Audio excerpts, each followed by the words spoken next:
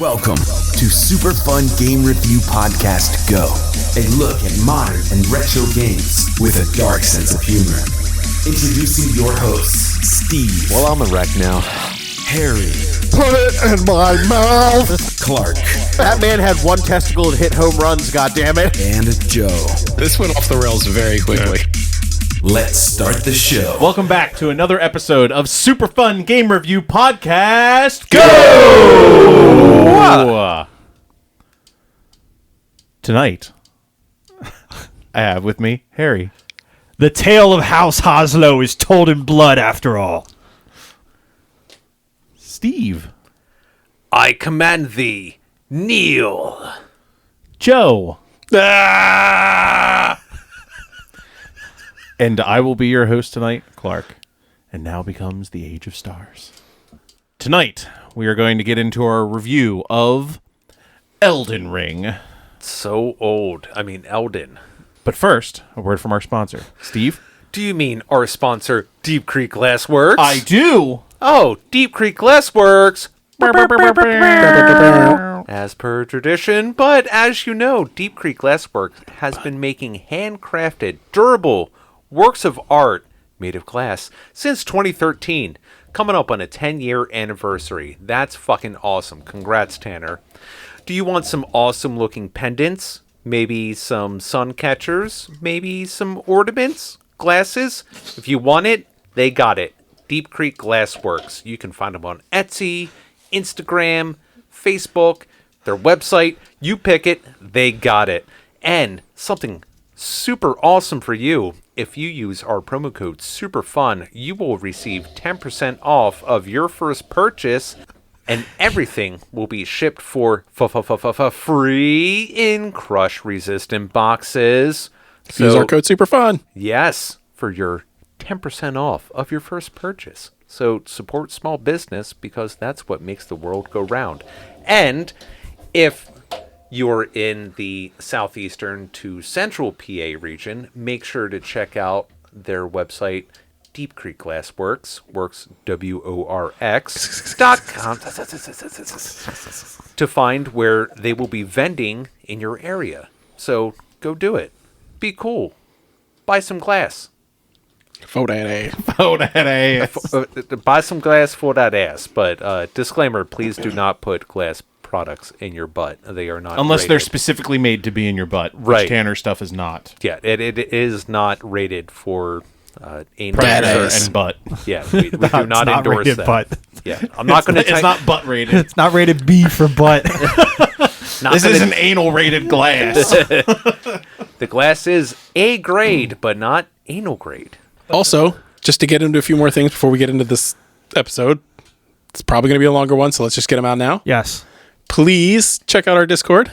We have a Q&A section. We're going to be doing some mubbers where we just want to get some fan interaction, answer some questions. It's been a while. Yeah, it has been a while. Yeah. Yes. So if there's anything you're dying to ask us, even if you're not dying to ask us, anything funny or whatever, we'll give it a Anything you want shot. to hear us admit on air. Yeah. Just, Yeah. Obviously within reason. How many even without dockings a have I reason. had? Yeah, we have just a Q&A section on our Discord. Just drop in a couple questions there. If there's something else somebody else drops in there, feel free to give it a like or whatever so we know the popular ones.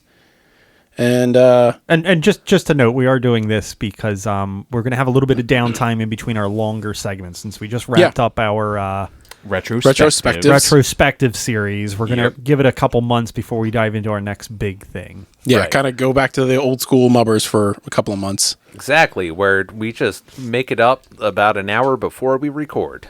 Not always, but yeah. Yeah. Sometimes we did it on the spot. Yeah. Yeah, those were fun. Check out our Patreon. $1 a month goes a long way in supporting the podcast. Yep, and check out our super fun game store giveaway. We'll be giving away $50 gift card to Steam, Nintendo, PlayStation, or Xbox game stores, depending on your entry or preference or whatever. And that runs to when in November? The end of November. There we go. So you're going to have like a 2022. Yes. month after hearing this. Yeah, roughly 1 month after this episode release will be the ending date for that, and we'll be selecting a winner and going through all that jazz. So, and we're rolling up. All right, let's get into initial impressions. Steve, initial impressions. All right. As soon as this game was announced, I knew it was going to be on the docket. And I was preparing myself ahead of time mentally because... To cry. Yeah, yes, you were not wrong. I do not have a great history with these games, but I was going to give it my old college try, which I only went to college for a semester, so there you go. But I put more effort into this than I did to college, so yeah. How about you, Joe? I was actually kind of excited that this was pitched. I hadn't played a Souls game previously, and it had obviously just come out right after the PlayStation 5 launch. And I thought it was a great opportunity to, hopefully show the legs of the PlayStation 5, kind of understand what the Souls experience was about, and just kind of get my feet wet. Fair enough. Hap. Yeah, so this would be my third Souls game under the belt at this point. I knew thoroughly what I was getting myself into, and the big hold off for a while was I wanted to get a PS5 because I wanted to experience this on a PS5, and it's my first game playing since I got that. I knew this was going to be a gauntlet of a game, and it even surpassed my expectations on how big of a game this was. But having said that, I really knew what I was getting into, and I feel like the early game hurdles that I experienced with some of the previous titles, I was able to quickly bypass. The challenge level. That's going from newbie Souls to veteran Souls, pretty much. Yeah. Like, if you're familiar with the games, you get over those hurdles really quickly when you're just adapting to only a few new things. Yeah. Yeah. So I had that experience under my belt. So I think my opinion is going to differ from Joe's, having come from like a brand new experience. And I don't mean that in any kind of negative way. It's just a different approach for sure to the game. For sure. So. It's a negative way. My Souls experience is like vast. I've played all of them, including the remakes, including like Demon Souls, both the original on PS3 and the remake for PS5. Mm-hmm. And as soon as this came out, I was like, oh my god, you guys all need to get PS5 so we can fucking review this game. As soon as everyone was like locked in, ready to go, I pitched this game, and here we are. I was super excited to dive into it, and like a lot of the games, I bought this on launch. There we go. Dig it. So, let's hop right into development. Whoa, abbreviating the segment there. Game development. So, I actually don't have a lot for game development here. I tried to look stuff up, and I came away with more questions than answers. So here's the thing. I'm not gonna lie. Very specifically and historically, so FromSoftware does not have leaks. They don't. They've always been in control of their games. They what gets out about the games is specifically meant to get out, and their internal processes and things like that are all pretty much kept under wraps. Very well regulated. Rockstar. Yeah. The one interesting thing that's like kind of a addition to this is that George R.R. Martin helped, I believe, with some of the design and story arc. He wrote he helped with a lot of the stuff that happened prior to the game, more of around the mythology and stuff like that. Yes, yeah, he was big into writing the lore and so things there should like be that. a lot of incest in this story. Hot. Well, or it just never ends. yeah. Or it never gets finished. Yeah. Same. Yeah, we'll see how long the DLC takes to come out. Yeah. Christ. We're working on it. We ordered some pizzas. That's the last thing George R.R. Martin needs. More pizza. I need bread. But yeah, so that inclusion into it, you definitely see it in the game from a lore aspect. There's a lot more lore to this game than there's ever been, I feel like, in any of the Souls games before it. Okay. it's definitely it follows that same Souls formula where like you're getting a lot of your lore from item descriptions, and you're trying to like piece it together like through your interactions, and the items and kind of what's happening and what you're doing in the game. But yeah, so other than that was the biggest takeaway that was like new. And also they adapted a open world to this game as opposed to a more linear, like you go here and you do this. And they also decided to add torrent, which we'll get more into, I'm sure, in like gameplay and things like that. But you know, the addition of like traversing the world really opened them up to just be like, this is what we are capable of. It took a little bit more development in between Dark Souls 2 and Dark Souls 3 to get Elden Ring out, but yeah, lots to talk about. Yeah, there's lots to talk about. A couple things I want to mention real quickly here. I think this is the first FromSoftware title that was not so niche as some of the previous games. Like they've gotten a bigger and bigger audience over the years, but I think this is the first one that was like just general audience. Yeah, it definitely, the open world aspect appeals to a lot more people. Yeah, and I think they took a little inspiration from the Zelda game that was open Breath world. of the Wild. Yes. Yeah. Mm-hmm. For sure. I can see those parallels a lot, having played a lot of Breath of the Wild. I think that was their goal. Was like, okay, we have like this like cult following of people who absolutely love our games. Dark Souls 3 was a critical success as well as just an absolutely amazing game from like a cult classic point of view.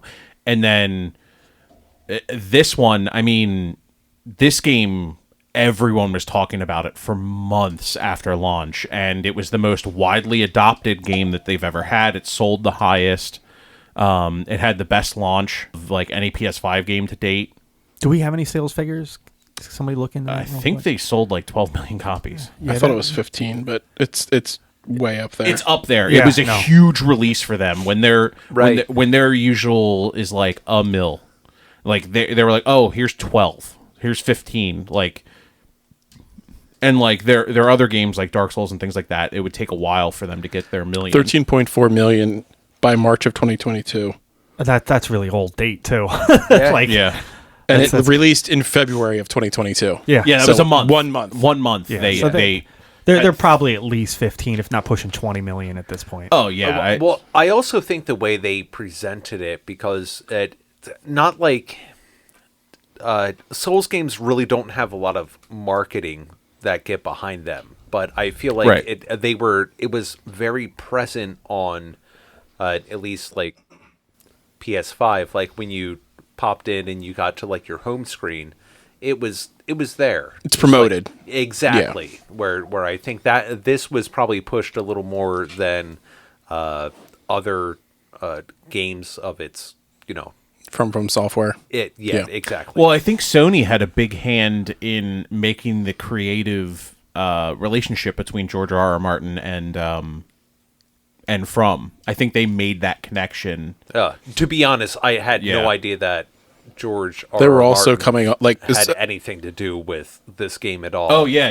I He's literally all over just it. learned this like 5 minutes ago. I really would like to see like what was the impact that he had, like how, like, because I don't like FromSoftware. I think they do a great job with that lore on themselves. I wonder like what percentage did he really contribute to altering this story, and if they really did need his assistance with this story. I'll be honest, if I heard right off the bat that it's like, oh, it's a new Dark Souls game, we're calling it Elden Ring, George R.R. Martin helped, I'd actually be less interested in hearing that he actually was like had a hand in it. It's like same. It's like it even like there you go, Joe, who's like a new player who has nothing in. It's like, oh, well, I feel like it's like the lore can be, at least from my end, like a little confusing as it is. But to throw him in the mix, like you got other shit you need to do. It's like I don't necessarily think that your input is valid in, especially when it's like your fifth game. Yeah. It's Personal opinion, though. Yeah, for sure. I think it definitely drew in more people. Just slapping probably. the name Oh, on it. yeah, I think that helped 100%. especially with how big Game of Thrones was. Like Yeah, but like Game of Thrones was already over, and that's where my problem with it is like where the creative liberty went with that show, and like how. yeah, Like but, in my eyes, he should have been the one kind of reining it in, being like, "What the fuck are we doing?" And that never happened. no, I know. So like adding him to something else that is more- already like probably would have done really fucking well on its own, like More seems chaos. kind of risky. Yeah. Yes, but despite what you think about how Game of Thrones ended, nobody knew who he was prior to Game of Thrones. And Oh, now he yeah, is a yeah, household totally. name Sure. and that you could just slap on Sure. a brand, whether you like him or not.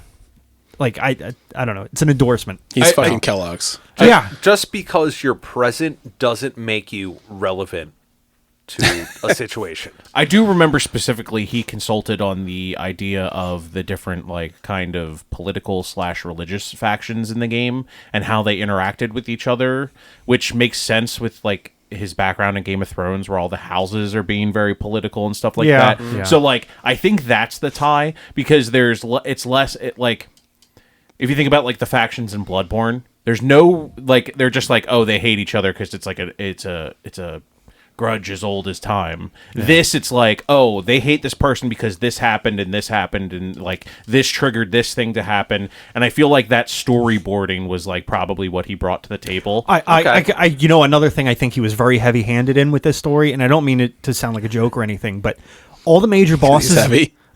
all the major bosses in the game are related somehow. Yeah. Oh yeah. Yeah. They're either cousins or uncles. It's or, all one family. It's Yeah. all the family of gods and demigods and demi-humans. Hot. and even like Demi Morse. yeah, and Even yeah. hotter. And he touches taboo topics with that too, like Renala's husband / ally. We'll get into that in story. Oh, the more. king consort and shit like Yeah, that. so like- that I mean, Renala's husband was also Queen America, which yeah. All right. they're both the same. Same. Yeah, it's weird. We Yeah, I can know. get It's into weird. that It's- into story. Yeah, yeah, that's more into story. We're yeah, still it is. And- developing So things I'm just here. saying, I think he had an influence on some of that Yeah, weird for sure. family dynamic bullshit. I think he loves dabbling in that. I'm sure he does. Just look at him. He really just Fucking wants to fuck neckbeard. his niece. I really love my mother. She's great. It's like a weird. It's all pretty. Oh! Another big. This will tie into gameplay as well. But this is the first Gameplay? This is the first FromSoftware game that had a jump. Or no, maybe not FromSoftware. First Souls game that had a jump ability. Normally, you just like run off a cliff to do your. What the? Oh, it's like jumping in Ocarina of Time.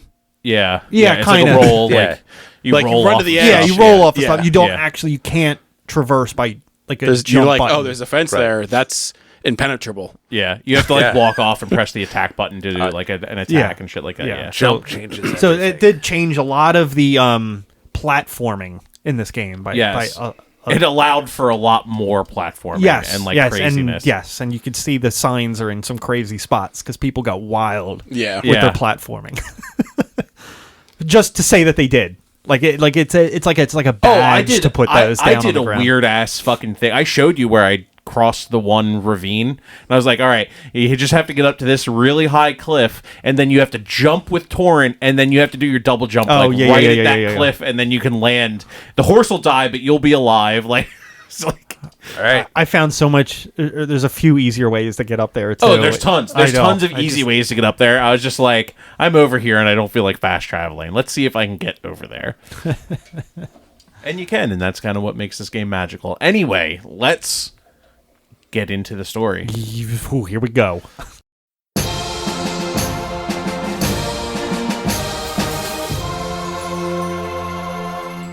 Story. Arise, Tarnished.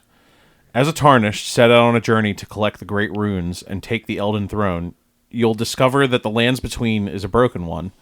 Among the gods and demigods fighting for power, you'll come to discover that the land is broken because death is broken. Marika, the current queen and goddess of the lands, altered reality to remove death from the Elden Ring.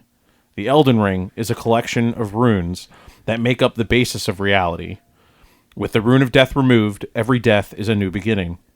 Set forth to restore the Elden Ring and ascend the Elden Throne. Using the great runes, you may choose how you get to that point and how you wish to restore the ring. That is the basis of the journey set for your character. The Tarnished, the champion.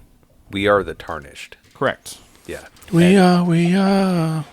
Tarnished to the nation. Where to start? I don't know, like, where will you start? Because honestly, my interpretation of the story is I have no fucking idea what's going on. Let's start with a disclaimer. Yeah. And that disclaimer is that the lore in this game is very complicated. The timelines are not fully set in exactly how things go. There's no way to discern what is theory and what is actual lore other than what you can read from the weapons and different items in the game. So this is our own interpretation of what the story To the best is. of our ability, I think. okay. Is the disclaimer I wanted to I say. don't think we ever had to have a disclaimer before. No, I think we mentioned this before. That, We like, did we're, this with we're trying, we did this with Dark Souls and with Bloodbourne. but it's really tough. All basically Says something. It does. Yeah, basically it's a community game where people are trying to decipher and figure out the lore of the game. It's part of the allure for a lot of people of these games is trying to figure out that lore.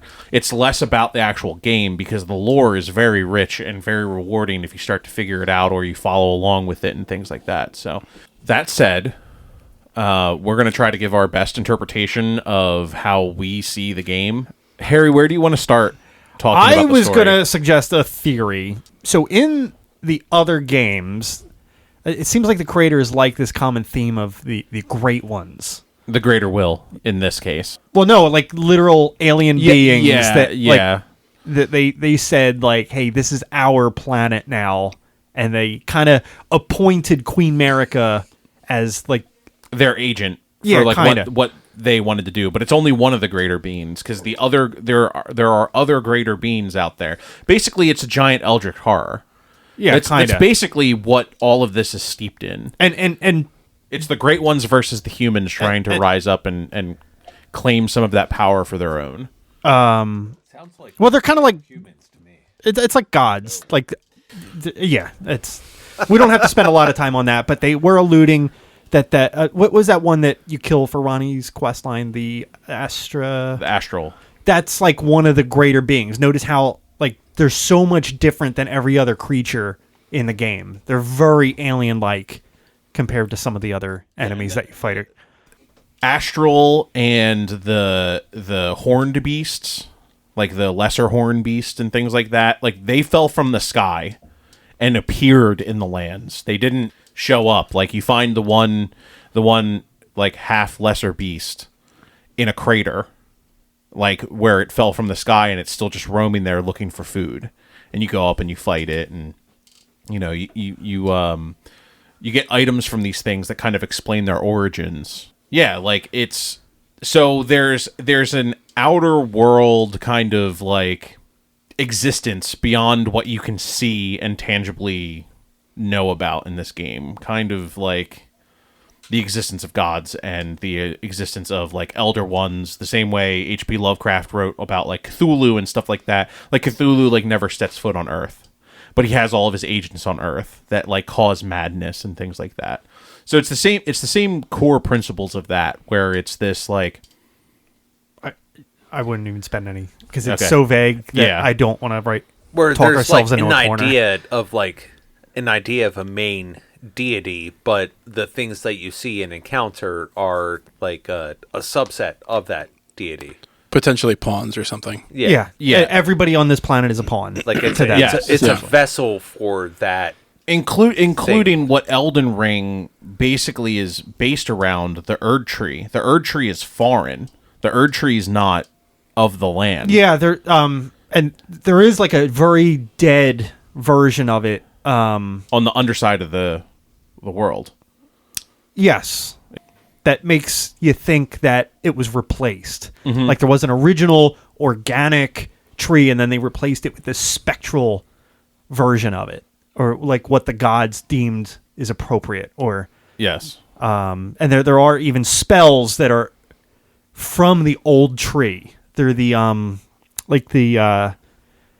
ancient beast claw spell. Like they come from the old Erd tree, where these other spells, they come from the new Erd tree. So there's like this ancient magic. The dragons. The dragons were from the original Erd tree.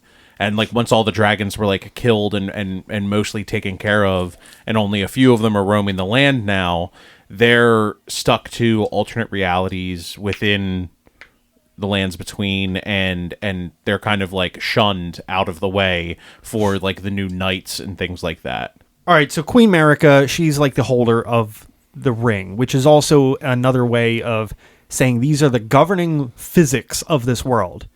And she didn't like... She wanted to basically make herself immortal. So part of that is removing the death Rune. Yeah. from the ring, or from the Elden Ring, so that she cannot be killed. So she basically controls the life of everybody all of reality, basically. essentially, yes. And she gave it to Malekith, who holds it in his sword, or I think they forge it into the sword or something like that. Yep. And there is even a point where he drops his guard and part of that disappears. Yes, it's stolen from the sword. Yes. And then later and that's used. why he puts it in his body, more or less. So it's not just in this item that can be tampered with, it's in his body, so they have to like get to him. They have to kill him. He can safeguard it further. Yes, Correct. yes. But it was already too late. Like part of it was Yeah. stolen, and He fucked up. part of it was given to the assassins. There's these dark knight assassins, which we're kind of fast forwarding a little bit. So Queen Marika, she's the one who broke the ring because she wanted to kind of redefine the standards, and she thought through rebirth it could make things better. And I think she was trying to break. Yes, she was controlling everybody and was kind of like a vessel for this planet, but I think she was trying to break the rules so that she can get around being under control from these higher deities. She's trying to seize it for herself. She's Well, given there's access to this like alien power, basically, and she's trying to seize the power that she can from it to secure herself and her immortality. So by breaking the ring, she basically goes into hibernation, essentially, because I think it's just devastating on her / him to break. Yeah. Basically, On them. Yes. Basically, it rips them apart when they break the rune, and they're kind of in like some an odd like stasis, and Sounds uncomfortable. and like the trade-off for that is they have to embody the ring, so they become part of the ring. And that is seen so hold on, let's just I want to just go into that a little bit. That is seen when you go to fight the last boss of the game. You enter into the Erd tree eventually, and you see Marika hanging from what looks like a rune arc, which you get from defeating different enemies, and what you use to power the runes. And they're there with hanging on this rune arc, very like Jesus-like, like crucified, and part of their body is completely shattered, and within their body you can see the Elden Ring is like in between the pieces of shattered flesh along their body. It's embedded within them. It's become them. They're almost a shell around it at that point. Gotcha. Again, just theory. I think the Elden Beast at the end of the game, it's a 2-part final boss. I think the Elden Beast might be one of those alien beings that, it's threatened. Somebody is actually attacking and threatening the things, and the Elden Beast who has... It's the aliens' like last-ditch effort. Not aliens. I hate using I know, that word. but it's a good analogy. It's their otherworldly beings, like their last stand. From beyond the stars. Basically, okay, I'd rather call them old ones. Yeah, that's fine. Well, that's what they called them, I think, in Dark Souls or You Bloodbourne. can make up your own They words. call them in Bloodbourne, Dark Souls, and this. The elder ones, they call them in this. But anyway, the old ones, like their last-ditch effort is to have this giant, like, lunar beast, like, fight you to stop you from seizing the Elden Ring, because you've already defeated its shell and now you have access to it. But as a last ditch effort, you fight the Elden Beast. Yeah, to makes stop sense. you. Yeah. So another big part of the backstory, which happens not too long before the point in this game. So when Queen Marika disappears, there's like a vacuum of power in the lands. Nobody knows who's in control anymore since Queen Marika's. So everybody grabs a piece of everybody's like, oh, I want this piece of the rune, and everybody gets pieces of it, and there's a war over these pieces. Called the Shattering. When she removes the Rune of Death, it shatters the Elden Ring, and that's what everyone's like fighting over. Okay. So there's big wars, and you can see the remnants of the wars in the beginning of the game.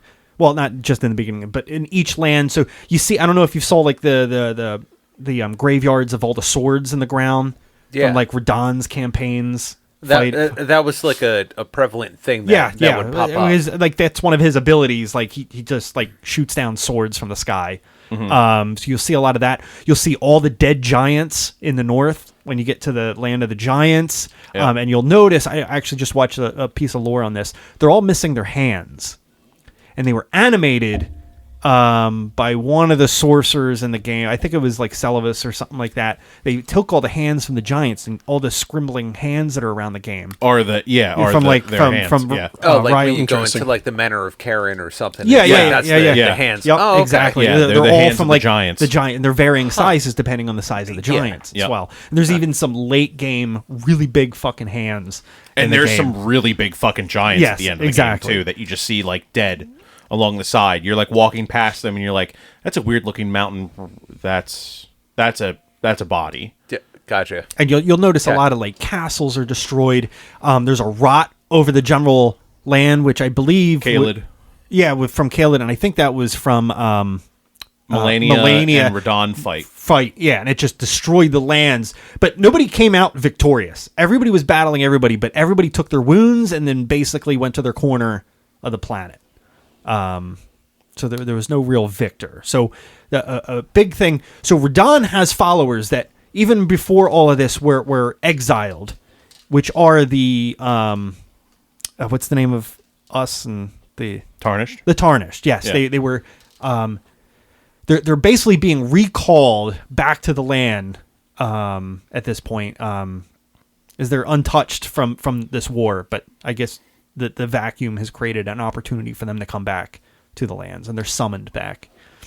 Well, basically, there's also like a weird prophecy that says only a Tarnished can reclaim the Elden Throne, because the Elden Throne remains empty this entire time.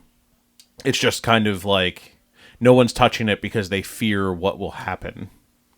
But there's like the giant power vacuum, and you're kind of like thrust. Well, you meet so many other Tarnished, or at least yes, other ones who call themselves Tarnished along the way, and it's like, well, you're like me. You can go do this. It sounds like I don't want to do that. You go do it.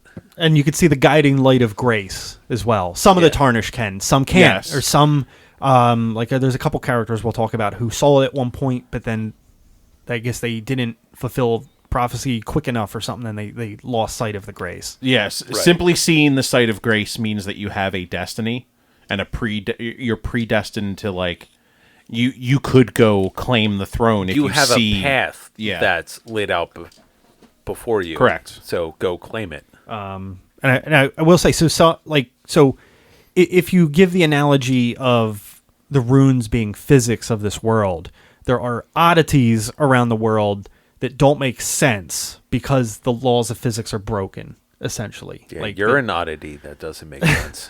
like the one thing, and I again, this is all theory, but I don't know if you saw like the rams around the world and they do this roll. Yeah. It just seems odd, and it seems like they're not functioning properly because the physics are wonky in the world. That's the way I interpret it, at least. Like there's just weird things like that. And death is unnatural. You don't actually die because the rune is missing. So all the laws around death don't exist. You're just except for experience loss. You're like you're like undead when you die. Yeah. Basically, how death worked before Marika removed the rune is your soul would go back to the Erd Tree and stay in the Erd Tree. So your soul wouldn't die. There's some weird mechanics with that, with two of the gods we'll eventually talk about, where the body could die but the spirit could remain, or the spirit could be killed and the body could be killed at the same time, things like that.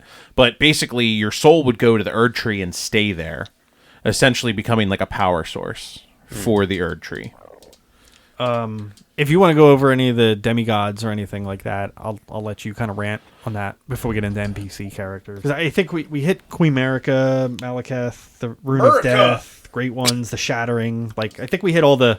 Sorry, I've been waiting for 20 minutes just to scream that. It's like, Queen Marika. and everything that you described about her is like, man, that seems about right. So, Fuck yeah. I'm undying. I don't give a fuck what you do. I'm Queen Marika. Fuck yeah. Can't kill me.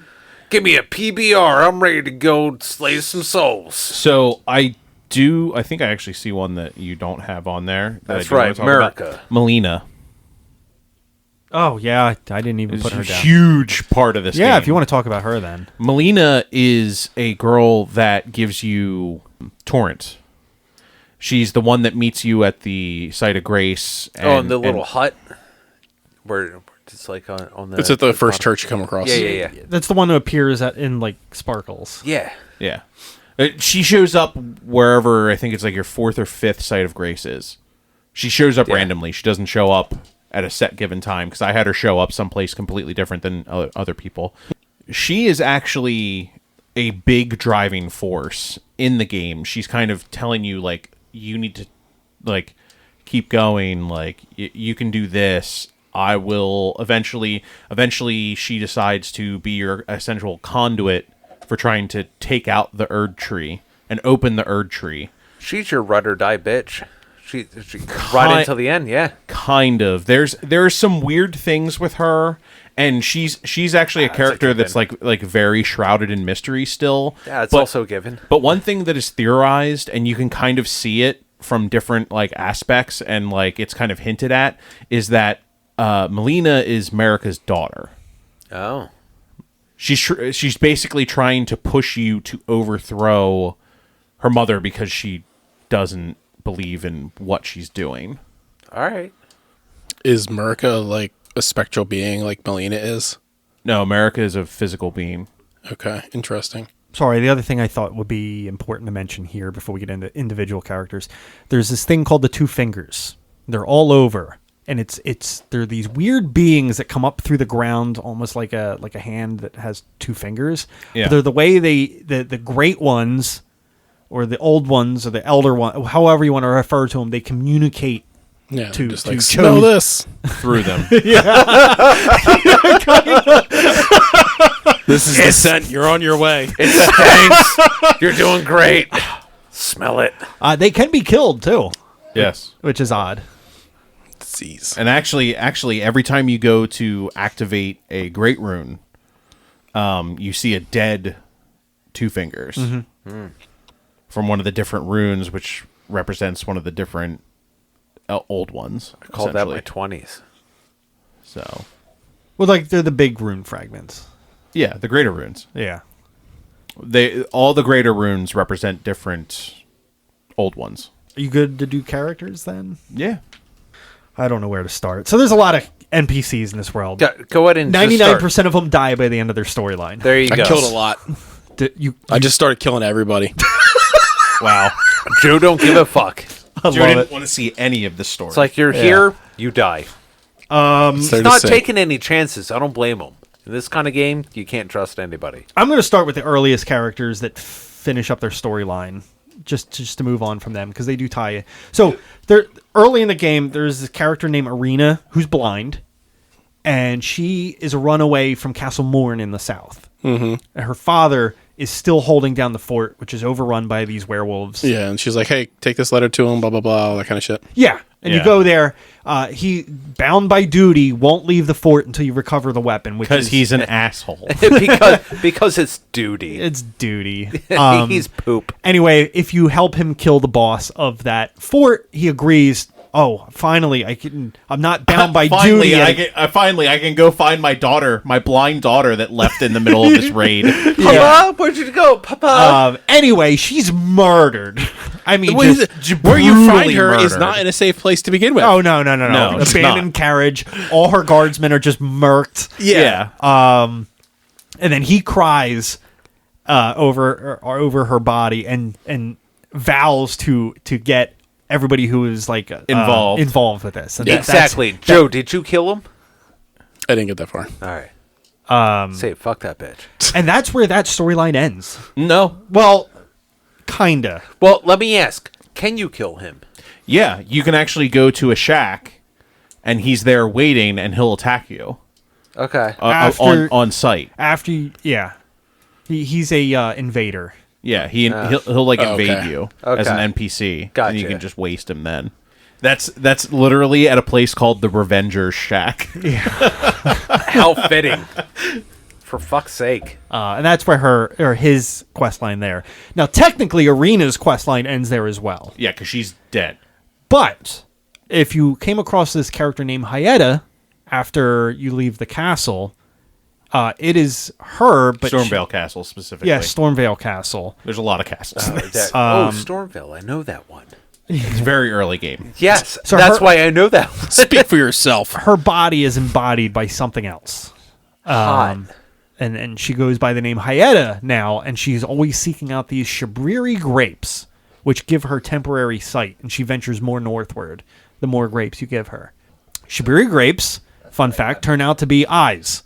They're eyes of, I guess, the followers of Shabriri. Yes, the people with the yellow eyes that have madness. Okay. Interesting. The one You start feeding her eyes, pretty much.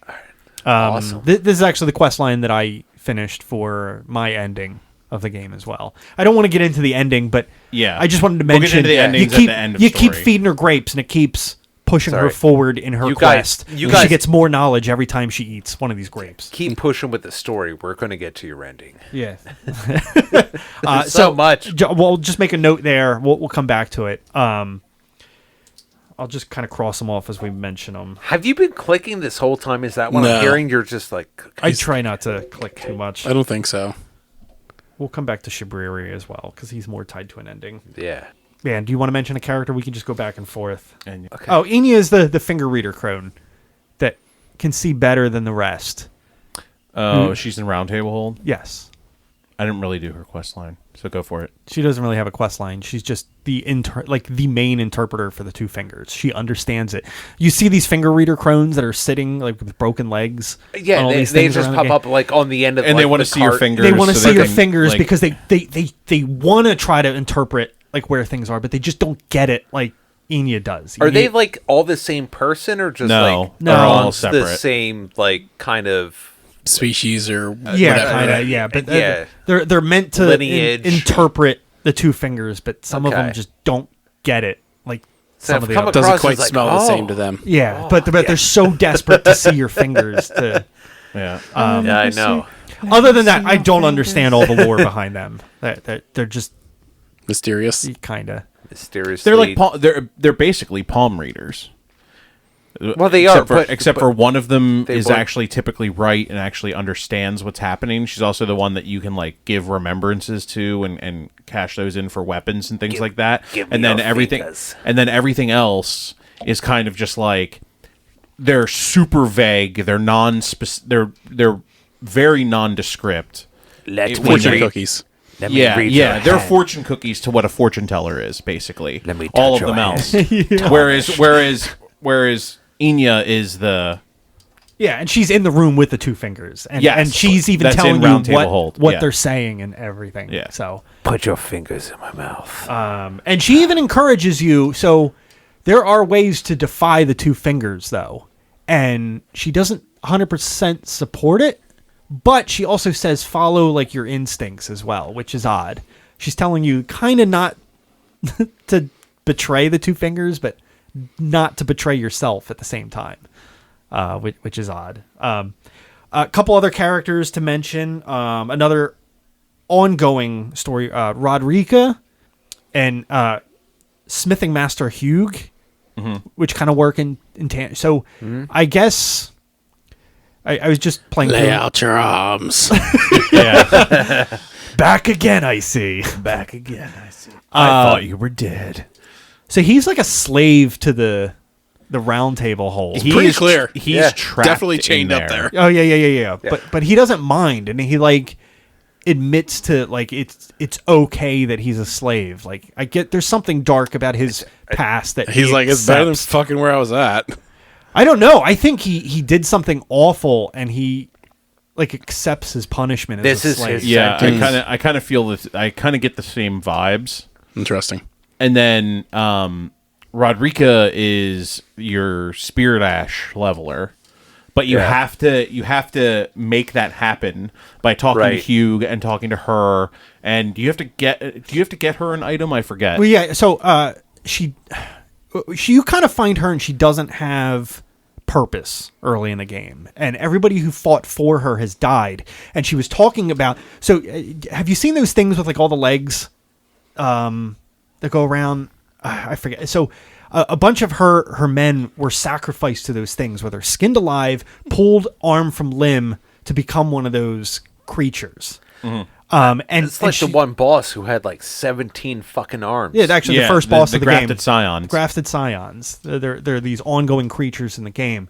And she's talking about how she is supposed to be like the next sacrifice to become one of these things. And she's like, I don't have the bravery to do it. I don't want to do it.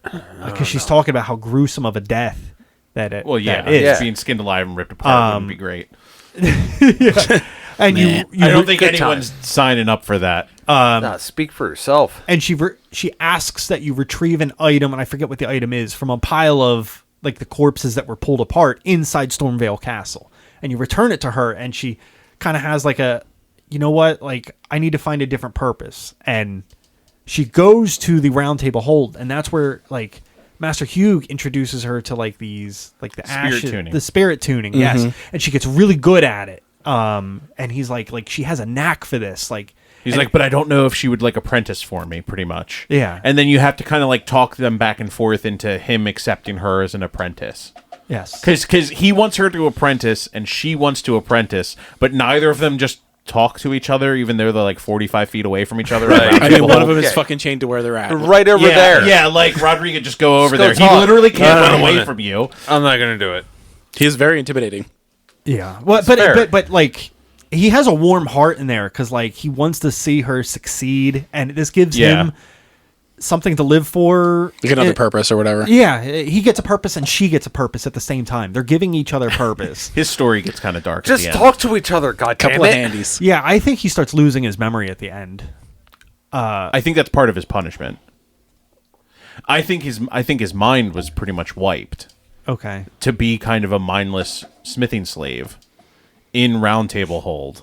I was thinking it was like a like Alzheimer's or something like that, because like when things are burning down, he's forgetting all the details. Like, who are you again? Oh, I'm your smith. Like, and like he forgets his relationship with Rodrika, and she's like, you got to convince him to leave, and it's You're like, no, you're like unchained. You can go. He's like, I think I'm supposed to be here.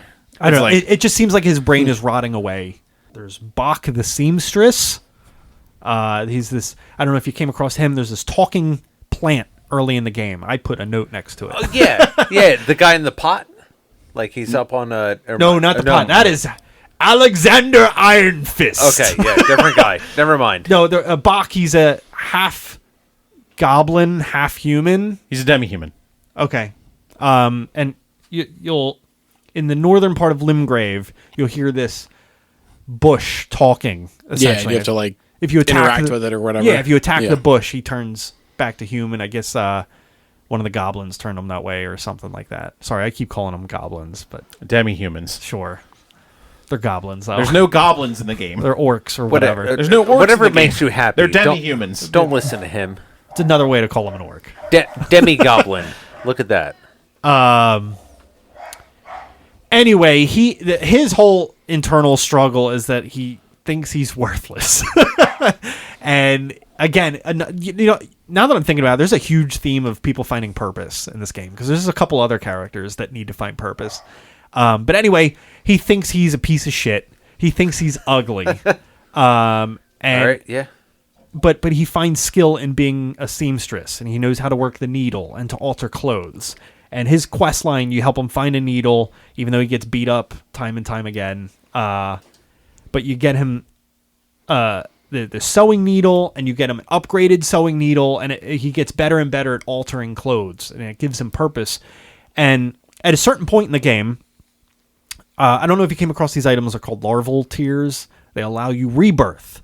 When you defeat Renala, you don't actually kill Renala. You allow her to stay in Raya Lucaria, where she'll perform rebirths, where people can, I guess, like transform. I guess if you're Okay. I mean, the game mechanic, it allows you to respec your character, but it's like the rune of rebirth that allows you to become anew. I guess. And it's a reincarnation. yeah, and you can give him the option of rebirthing himself into like a regular human. Yeah. So he doesn't have to be this worthless demi-human. Piece of shit. Seamstress. Yeah. Little silly and bitch. that's ended up what I did, and it actually kills him. Like, he can't survive the process of rebirth. So you killed him in trying to help him. Yes. Oh, that sounds great. What you should be doing, Great job. You get an item where you can, they're prattling prates where they speak. I don't know. I don't know. All you need to tell him you tried to help somebody and you fucking killed him. Yeah, all you need to do is tell him he's beautiful, and he'll accept himself finally. Okay. Well, you probably told him he looked like a piece of shit, and then he died. That's the story of Bach. Are you starting with the long ones, or are you starting with the short ones? I don't know. We're starting There's with the so much on the list. Okay, yeah, all right. You need to start breezing through some of Talk them then. Ronnie's, because that'll knock out like 10 characters right there. Oh God. Yeah, you need to. Or we just don't have to hit every single person in the game. I really think we should maybe pick like 5 or 6. Okay, go ahead. Hit some characters that. I just think there's some really cool characters, and I don't. Of course, there are. There's cool characters but we don't in need to a lot hit of everyone. games. All right. Listen, I'm going to do Ronnie's. It completely goes into my ending of the game, There you and go. it's going to knock off probably 6 characters. So, All right. So, Ronnie's Rainy. I call her Rainy. People say Ronnie, Rainy, whatever. Whatever. She is a soul trapped inside of a doll. It's like a living doll. She can move and things like that. She was one of the demi-humans, and during the shattering, or right before the shattering, where the rune of death was removed and turned into a weapon, she played a part in getting a piece of that death rune and having it given to the Black Blaids. And the Black Blaids, she used the death rune to actually kill her body so that her soul could become part of the doll. She's trying to bring about a new age, though, Yes. and try to move her apart from where Queen Marika was running things. Yes, she's trying to ascend the Elden Throne herself. And she's trying to essentially make it so that free will can be had by all inhabitants. She's trying to remove gods from the equations at all by becoming the one true ruler god and then stepping away. That's her ideal thing. So when you meet her, you kind of learn about her quest. She's being kind of like followed and bodyguard, but also like people are kind of keeping an eye on her by this guy named Blaidd and E.G. Blaidd. They're childhood friends. They're childhood Okay. friends, but they were both planted there to kind of spy on her as Okay. well. No. Blaidd was. He was working for her, not spying on her. He was dedicated. So he's also a wolf. And there's a theme of characters in the game having wolves that are impervious to any kind of betrayal. They're loyal to a fault. And Blaidd was her wolf, so to speak. I had wolves that followed me. Lieutenant is another character that had a wolf companion. But Blaidd, though, you go kill because he's trying to kill Rainey. No, I think he is... E.G. traps him so that he doesn't go kill Ronnie. Or Rainey. I think Blaidd just loses his mind because she's gone. I think that's what happens to Blaidd. I think without his master, quote unquote, I think he just goes apeshit and just loses his mind. Because he's waiting outside of her tower is where he goes nuts at. Yeah, even the shadow, though, that... Blaidd was a gift to Rainey. Fuck. It doesn't Whatever matter. you You want. can say either fucking one. Yeah. To each their own. Blaidd was a gift to her when she was a child. And there's some malice in that, and EG tries to stop him from going after her by trapping her in one of the what the fuck are they called? The jails. Yeah. I thought they were pronounced gals, but like Gals, they're sure. ever jails. They're like permanent jails where they can store people. Yes, There's a bunch of them traps, scattered. Yes. EG traps Blaidd in one because he's going to go kill Ronnie. That's specifically what he says. Specifically. All right. I got a different interpretation. He said it's to protect him and Ronnie. Anyway, Blaidd goes fucking insane. Kills all the wolves outside of Ronnie's keep.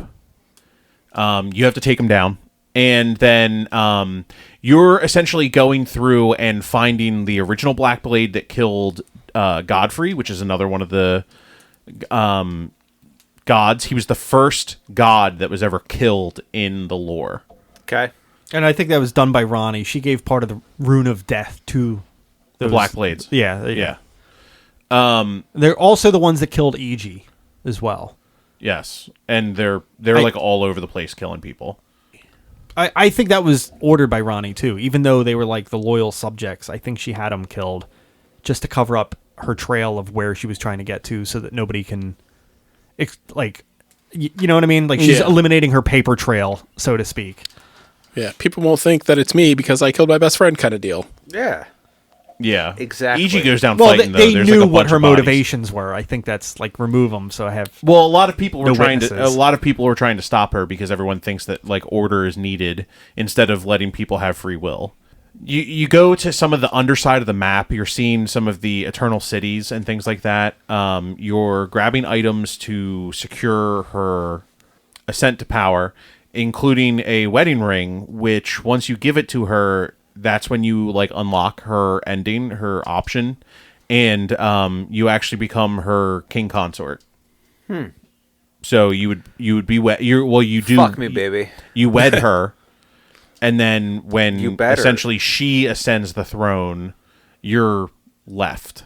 Well, no, you're not really left. You kind of like You're the her consort. Ronnie's idea for the ending of the game is that she just goes and walks into the stars, and that's like, and the lands between is just set to free will of man. Again. There you go. Another fun fact. So nobody could find the rune of death. There was a lot of people searching for it once it went missing. It is alluded that she hid it on the moon, and that's why nobody could find it. Like it was on the good moon, hiding spot. and you could see the moon. And I apparently I didn't look at it specifically, but you can see a mark of the rune a on little- the moon. Yeah. Listen. The moon is the thing that falls and reveals Nokrin. No, that was a star. Or, yeah, star.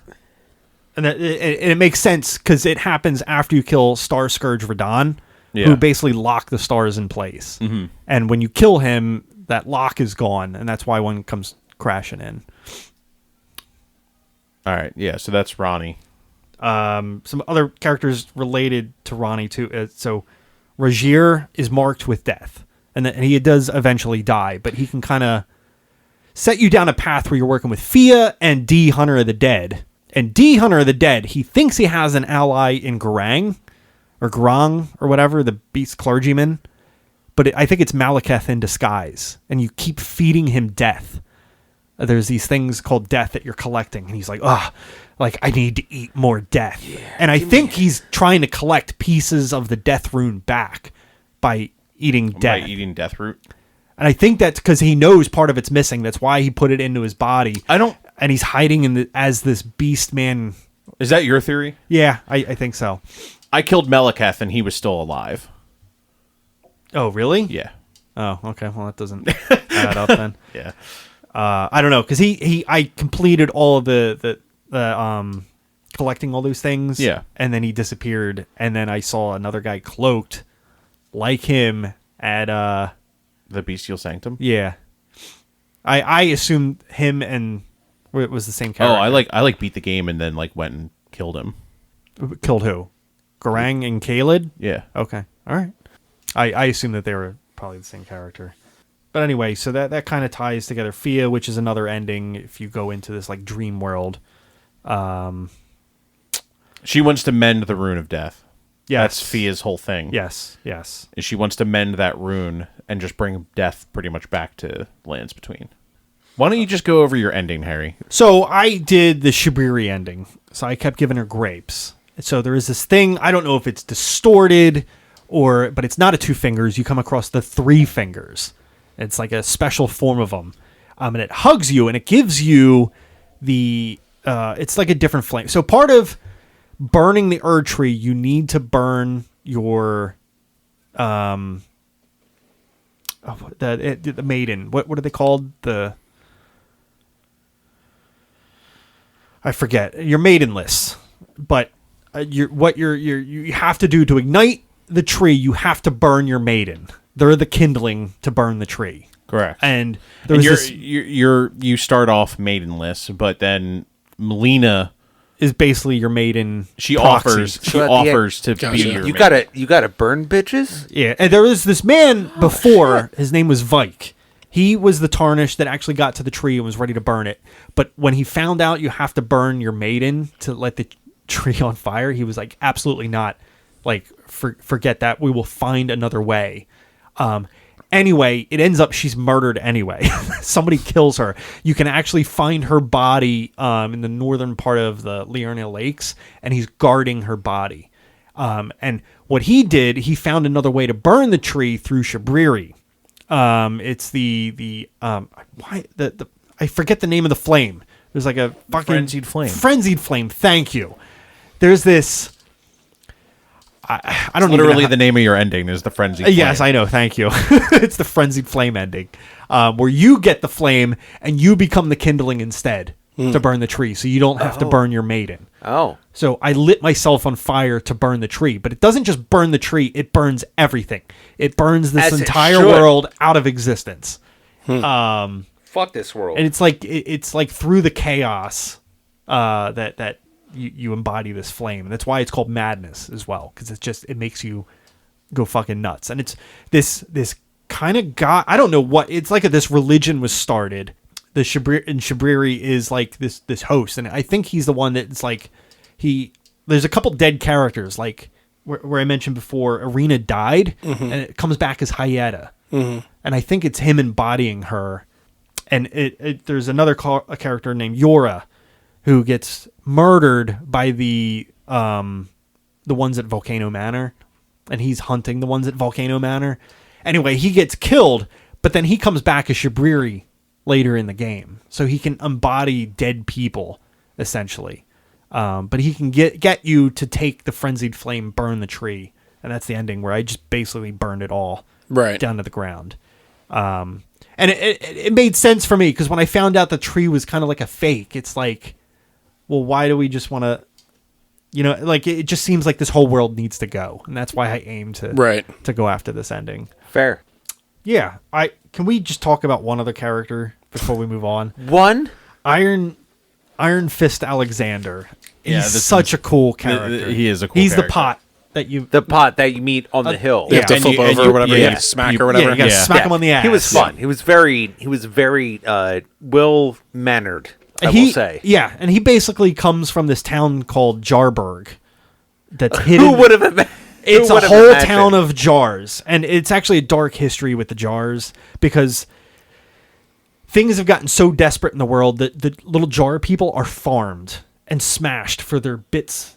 They're called like they're these people, for like their clay or something. Yeah, well, they're these people called perfumers that make the throwable items in the game. Yeah. And they harvest these pot people for their shards, essentially, because I call them Californians. Perfumers. Pot people. Yeah. But that makes me feel very bad, because I think there was at a point in Stormvale Castle where there was like a side room that just had a bunch of pot people. Yeah, and they were probably caged there until the perfumers needed to smash them for their and pot I killed them. Yeah, all. Yeah. I got an extra flask out of it, so I'm good. But no, it's that, and a lot of these pot people ran away, and they created this hidden town called Jarburg, That's like, and you have to jump around to actually get to this little town. Jump up, and get down? Yeah. Okay. And All right. Alexander left this town to gain power, to basically put an end to like the violence and protect his people. I was trying to find His fellow potheads. Yes. there you go. Perfect. And he's continuously on this quest to gain more and more power so that he can become the greatest warrior. And he gets busted at the fight with Radahn. He's like, you know what? I need to reforge myself in flame. So you find him again at Mount Gelmir, standing in lava. And he's like, you know what? This isn't hot enough. Also, a fun little fact about the jars is I don't know if you mentioned this. When they defeat enemies in battle, they take their best parts and put them in the jar. Yes. So, like, when they defeat an enemy, they're literally pulling and ripping body parts off of them and putting them inside of the jar to gain their power. They're called the innards. If the jar Steve innards. was defeated, then they would just rip If off they my found you to be penis. a worthy opponent. And then Yeah, just they stuff my would penis take they into would their take jar. they would take your best parts. Okay, and so put not them the in penis, jar. but the balls. The balls are good. Yeah. They're all right. Penis is terrible. The balls. That's that's the money maker. Steve's golden attribute. That's where the magic's at. They dip into the It's toilet like a bowl. caterpillar and 2 grapefruits down there. Not taking wrong. the grapefruits. Not wrong, boys. and it's actually why Alexander he follows you into battle against the fire giant. He's like, 'cause after he stands in the lava, he's like, it's not hot enough, and he follows you to the fire giant where he's heard rumors that there is hotter fire, and he's trying to like basically reforge himself and seal yeah, all the cracks or whatever. Seal his imperfections. He wants to Essentially, become the yes. supreme jar, but he follows you into battle. Yeah. like he Yeah, actually he's does. one of He the- actually he's one do? of the summons. He can Yeah. you can See? summon him Yeah. right at the That's- gate of the battle. That's fantastic. You can do that for Radahn too. You can summon him to fight Radahn. You can as well. summon everybody for Radahn. Yeah, that's actually how you can. Radahn defeat him. is one of the coolest boss fights. We'll get into that in gameplay. But yeah. About 45 minutes from now. But no, anyway, we're I know. I'm we're fucking wrapping with up you. here. I'm yeah. fucking- So get out of here. yeah. Anybody tied to Alexander, and then we'll move on. from there. I want to talk about like one location. That's about it. Yeah. The crumbling where you fight Alexander. No, we're still talking about Alexander. Okay. So anyway, you defeat the fire giant, and it's still not enough for Alexander. You finally meet Alexander the last time at the edge of the world. Yeah. And he's like, like the only way I'm going to become stronger is by defeating the best. So he's like, I need you as my friend to fight me. Really? Yeah. He's like, it's a battle to the death. He's like, get ready. So he's He your already said, friend "Are from you beginning ready?" to end, but at the end he's like, Yeah. you need to fuck me up so I can really do this. No. What? It's a battle to the death. Either you die or he dies. Yeah. Yeah. So you end up killing Alexander. Or The you Great do Jar. your best to kill Alexander the Jar.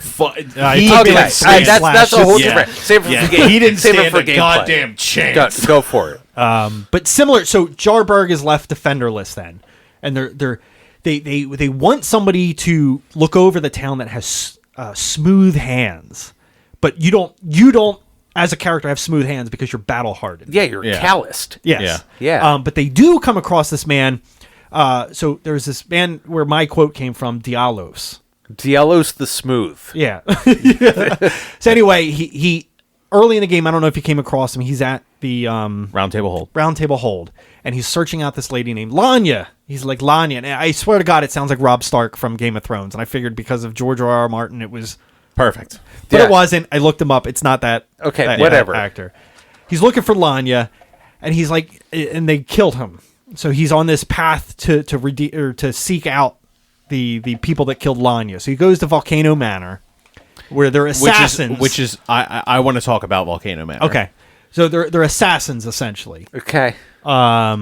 He finally finds out like he's not made to be an assassin. Well, yeah, he can't do it. He fails his first mission. He's like, I can't do he's this. He's All a right. big pussy.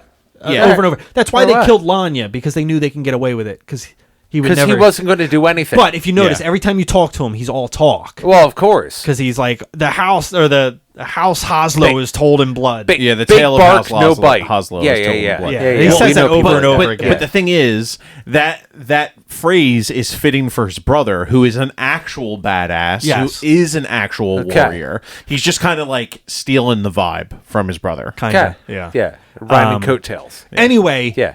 he finally quits, which you're not supposed to quit Volcano Manor, by the way. I don't think you're supposed to kill quit you. anything. Yeah, they're So, like they're like the mafia. Like, yeah, you exactly. can't just walk away. Yeah, there's no in and out. But he ends up in Jarburg, and he was like, you know what? I like how peaceful this town is. I'm going to be the defender. I'm going to of be this a town. jar. Yeah. They look at his soft hands because he's never wielded a fucking weapon in his entire Exactly. fucking Yeah. life and been in battle. And you know, Okay. there's this character named Jarbairn.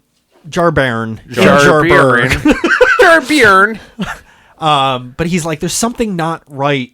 Like even though he has the really soft hands, because I think they like to be handled Yeah, with yeah, soft yeah. hands. Me 'cause too. it feels I'd like to be just handled really with good. soft hands. Feels really good on his jugs. He does. he doesn't think Feels it's right. great on my jugs. But anyway, I'm pretty sure because he left Volcano Manor, Yeah. they came and hunted him down. But they didn't just kill him; they hunted down all the pots. There's the perfumers. Oh, you know what? It the- might have been the perfumers. It that is. There's, finally. there's dead bodies of All right. perfumers. Yeah, Okay. y'all throw me off now. So they found the pots, the, the- perfumers that harvest Yeah. the pots. Yeah, they discover Jarburg. Now, my And- only question, like in all of this, because now I truly hate the perfumers. Because the innocent pots. They're Yeah, just, they're pure of yeah, heart. exactly. That it just seems like it's Oh, at least and- they're and- just waiting. No, I'm not done Wait, yet. hold on. Could you- Jarburn is voiced by a child, so it's like a child's voice. That's like, I don't know if like this guy's like the right thing. okay. This is gonna... No, not like Dude, that. He's a dude, good- I don't- he's a good I- character. Yeah, number he's a great one, character. the number one thing, the perfumers, if you're Okay. French, can you make them dead? And did you make them dead? Yeah, you can. Yeah, Okay. there's I just want yes There's or a no. perfumer den. There's yeah. like the den of the perfumers, Yes. and there's like a boss, and, and like then all of that you stuff. can destroy all Yeah, of I that. had for already being been terrible. through there. I must have just missed Well, one. I'm just curious because that's the end point of my concern of all these jars that I got accustomed to after Alexander the Jar told me about his jar children, and I've met them and then slain them. I'm like, I kind of Well, feel bad about that, to- but I feel like there's an item that I need, which I got, but To finish up that storyline, though, after you kill Alexander, you bring Alexander's innards back to Jarburn, Jarburn. and he consumes. So he walks over after Dialos is found dead in the Okay. middle of the pot town as he Yeah. tried to defend Wait, it. did you say Dialos? No, he did defend it. They're not all dead. Yeah, okay, they're not no, all no, dead, no. but most Yeah. of them are dead. I don't need but- details. Well, that's, I don't- that's his redemption. Like, Dialos actually successfully defends. Yes, he with does. very few deaths to the jars. Yeah. Okay. So he finally kind of redeemed himself. He found purpose again, a reoccurring theme. Yeah. Helping the Jarburg. And purpose of Jarburn, he eats the innards of Alexander, his uncle, Hot.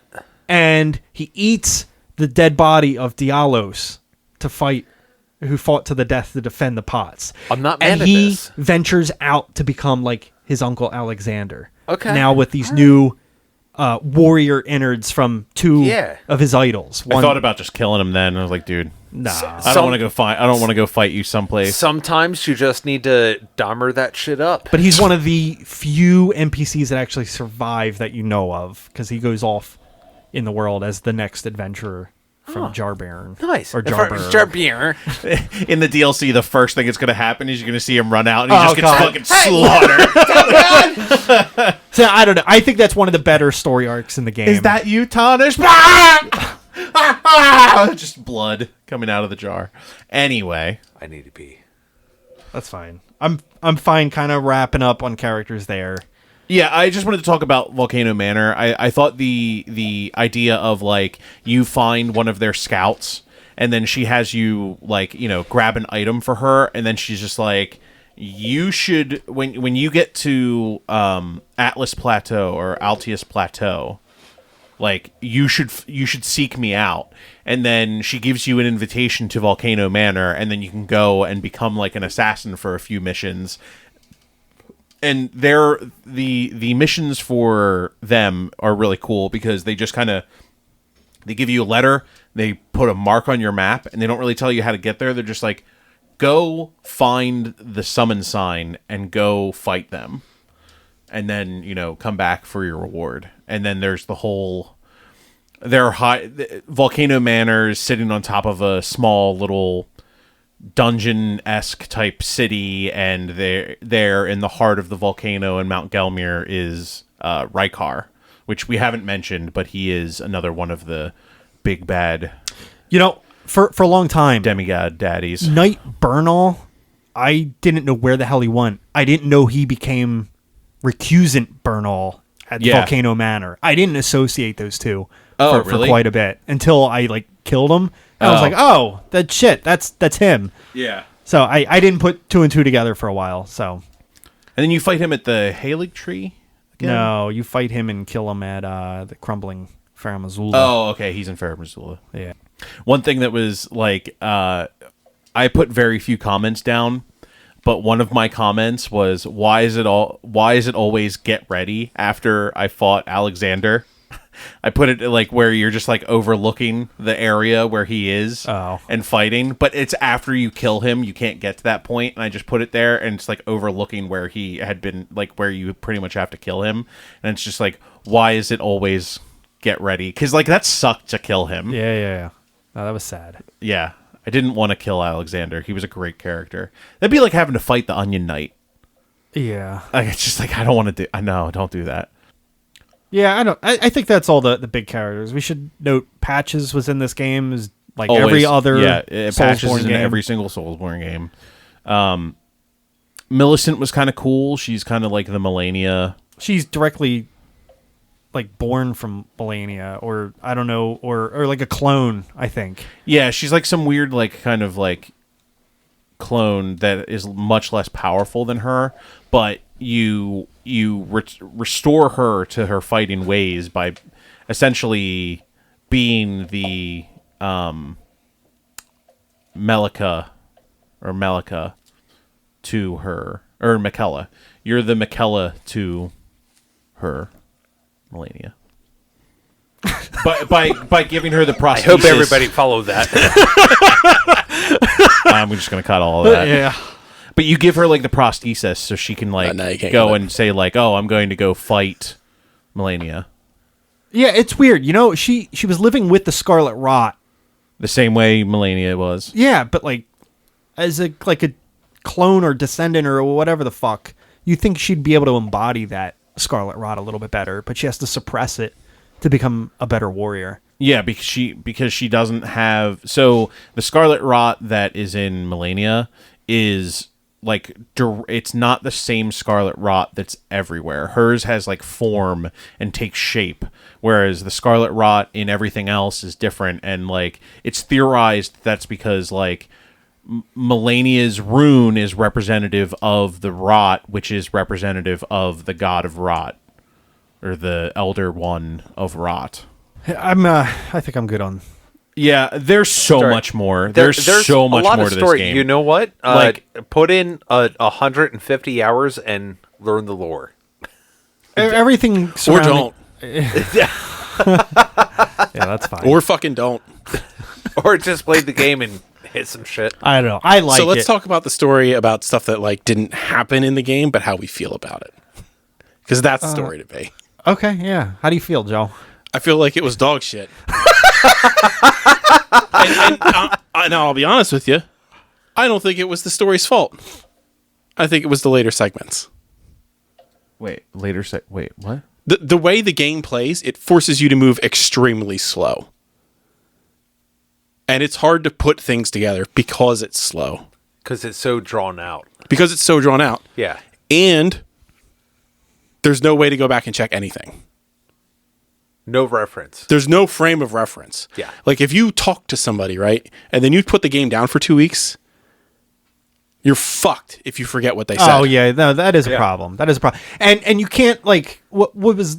It makes this game impossible to follow for somebody that has any type of ADHD or anything. Yeah. Right? That isn't acutely aware of everything that is actively going on. Yeah, no, that's fair. That's fair. And to me, it makes it shit. It's not like a lot of the other storylines where it's hey, here's the end of point A, and we're getting into point B. Here's where point B picks up. Yep. And then you can go from point B to point C. There's no way to be where was I when I put it down? There's no way to do anything. What happened? It's what do I need to do to remember the controls and what I'm doing. Oh, yeah. the story part. There's a.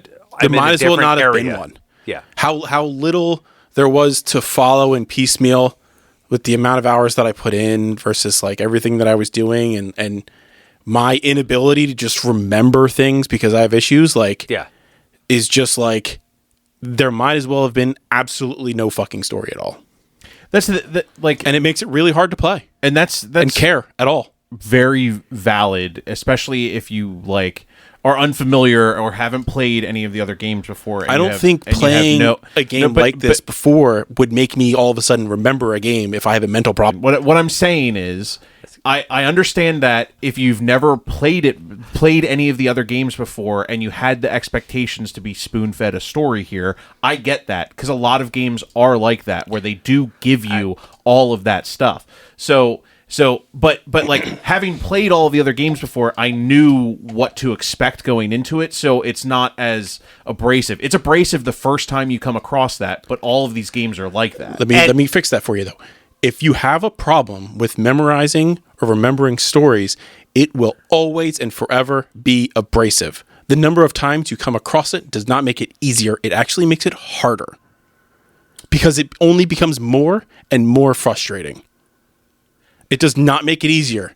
That is fair. To the same point, though, like a lot of these games kind of go back to the idea that you're like not really taking notes, but like it's almost like that. Like the games are specifically vague so that you can get what you want out of it. Like if you're super into the lore, you're going to seek out the lore. If you're not really into the story, you're not going out of your way to discover all of the story. And then but it's impossible to remember. And that's what as I'm saying. Somebody who has played a few of these, but it's not necessarily my cup of tea, and trying to follow the story, it's still not. I don't need to be spoon-fed, but it just seems. I just need somewhere that I can go back to and be like, this was the last task on the quest. This is what you're last doing. But there aren't really quests like that in this. There's nothing like that in this. They are. They are like normal quests. It's just, it's formatted differently. Well, if you're specifically doing a side quest. Okay, the fucking story. There's nothing even for the story. Like, you start the game, and the only thing they tell you is, there's this fucking yellow trail from the site of grace.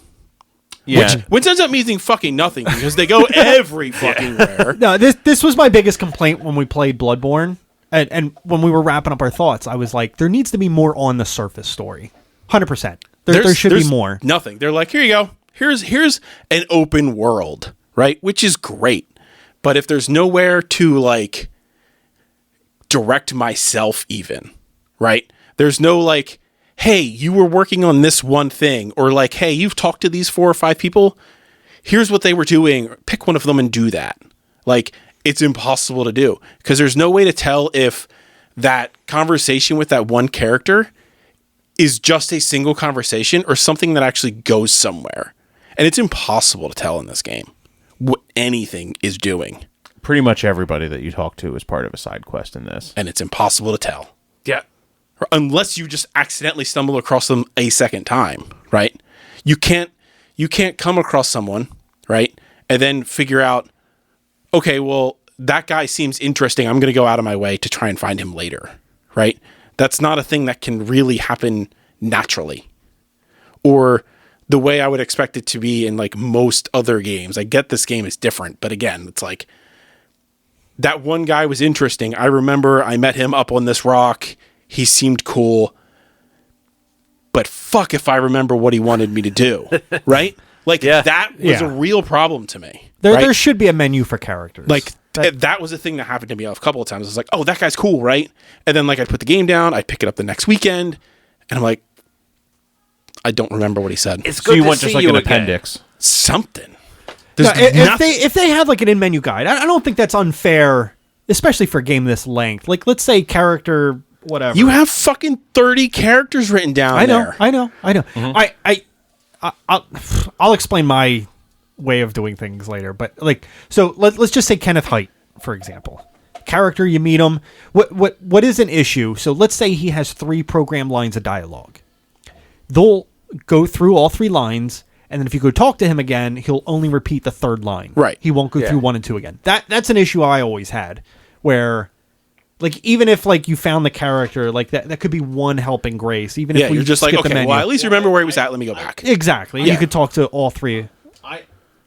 I think they fixed it in this one that the line that they repeat is like where they want you to go. Nah, it's not. No, helpful enough. It's still the No, last not. one. But They'll just keep repeating the last thing that they said. Even if it doesn't mean anything at all. They were like, what are you still doing here? they should. Yeah, and that's what I'm saying. They don't have to repeat just the 3rd line if they did a menu with their dialogue. Especially a game this length, like it would be Even helpful. if it wasn't the dialogue, it was like, Sir So-and-so mentioned a castle in Southern Limgrave. Well, no, because that gets away from how they do games, though. Like, because they still want it to be cryptic, and I'm giving them the benefit of the doubt if they did a menu and let you have all of the access to that cryptic dialogue, then you could decipher it. I think it's a little too spoon-fed if they were telling you. Okay, go so to point so A. case in point, though, the blind girl, right? Yeah. So Yeah. she tells you one time where to go. That's not cryptic, because she tells you exactly where to go. Right. But she'll never tell you again. Because every time you talk to her subsequently, all she does is, did you talk to my father yet? She doesn't remind you where the fuck he is. Yeah. No, And you that's can't fair. find it That's anywhere. all I'm asking. Like, she straight up tells you. Can't right? find what? Castle. The She first tells line you is no, like, "Hey, I'm my asking. Can't find what? Like if Castle he's saying Morn. it's like Oh. like where to go, or at least I like a get direction. that it's like the only castle in that area. But if you forget that it's the castle, right? Like, you're fucked. Because you go back to her and she's like, did you talk to my father yet? And you're like, I'm trying, but like, where was that? no, I get it. I get it. And it's just frustrating. I hear you. And I was like, okay, cool. Well, I care zero about this story if they're going to give me zero effort into trying to move it along. Like, I want anything to happen a second time, or like move in any sort of direction that isn't just me aimlessly wandering around this world. And that was tough. I can't argue against it. I support. They need to come up with something. So I know how they like to do things. Yeah, and To be- like The from what community-driven I've- pages, yeah. Yeah, but you shouldn't. They should have something. Let me in-game. play this game offline if I wanted to. That's my problem. Like, and I'm going into gameplay, but all the tracking and bullshit that like is what seems to be required is absolutely fucking stupid. Just put it in the goddamn game. I don't know. I think that would ruin a lot of the aspects of what makes this game good. So give me an option to turn it on. People that don't want it, turn it off. It's fucking easy. Just do it. That's fair. I don't think a journal of dialogue is a terrible idea. No, that's fine. I'm all for a journal of dialogue. Because then people can still pick over it too. Because Yeah. You could go back and be like, wait a second. I thought, Merc has said, so-and-so or whatever. And you can go back. Okay, previous steps in the fucking quest line or whatever. Like, you can be like, oh, okay. And you can put things together a little bit more easily instead of like one-off conversations that you're like, oh, man, I hope somebody uploaded that to YouTube so I can go back and check it out later. Yeah, no, 100%.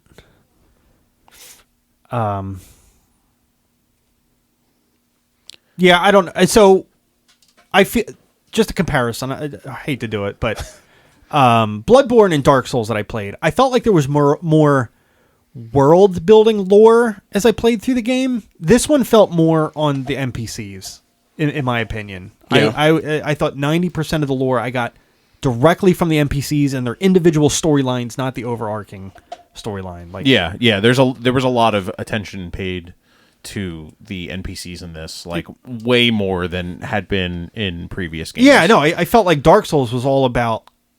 Why this castle's here? Like why? Like Yeah, like- it was not about like the individual characters. Yeah. It was all about like the main plot and the lore behind that. Still Right. is cryptic, just a different focus on what was cryptic, I guess.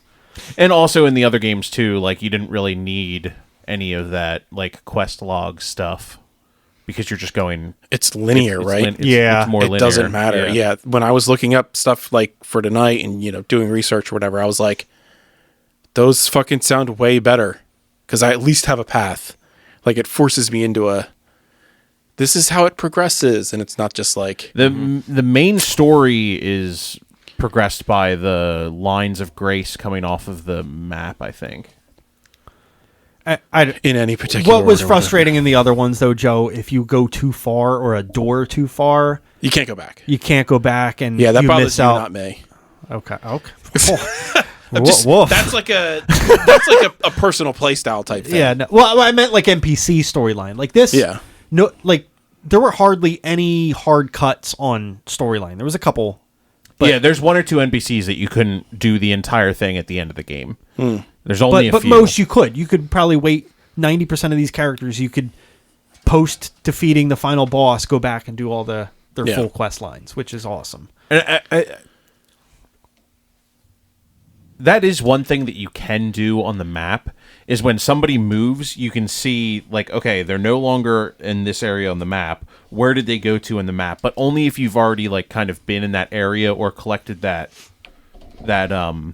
shard and revealed that part of the map. You can see when people move to different locations that way. You still have to find them. You can't just see them move on the map. You can see when they leave their areas. Yeah. I don't have anything else to say, honestly. Do you have anything, Steve Allen? Nope. Yeah, story, I am very, like, early on in the game still, so I have none of the lore or anything else. Still and forever. I felt I had the best grasp on NPCs in this one. So, like, Dark Souls 3, unfortunately, I had to learn a lot of the lore from Dark Souls 1 and 2. That it wasn't just a standalone game. So, like, you had, like, 3 games worth of knowledge I had to try to build on. And Bloodbourne, it was my first Souls game, so I didn't know what the fuck was going on. Right. So, like, this is the first one I knew how to grasp it. I didn't have any older knowledge I needed to obtain prior to playing this game. Like, so... Yeah. I thought, in general, I was able to grasp the How story. they do their storytelling in this. If you didn't play it in a playthrough, do you feel like a year from now you could have picked it up and been fine? I'm sorry. What's Like if you didn't beat the game and plow through it like you did. Like if you put the game down and picked it up like in the summer. I don't know. I wouldn't have. I would have had to have gone to Wiki, but I also don't have a problem using a community-made page to figure stuff out. To figure out where you're at in a open world game that anything can be done in any order. Yeah, I think this type of game you have to play all in one shot kind of thing. I think if you step away, you're kind of fucked. Although, now that I beat the game and how, like, fucking just engrossed and involved I was in this game, I think, like, I know a lot of things down to the T that I'm going to know for many, many years. Just, I was just so invested into this game. Same. So now that I've beaten it and really sunk that time, I think it's going to stick with me for a bit. So I think I could come back to it later at this point and know exactly where I'm at. Yeah, let's go. Let's move on into gameplay.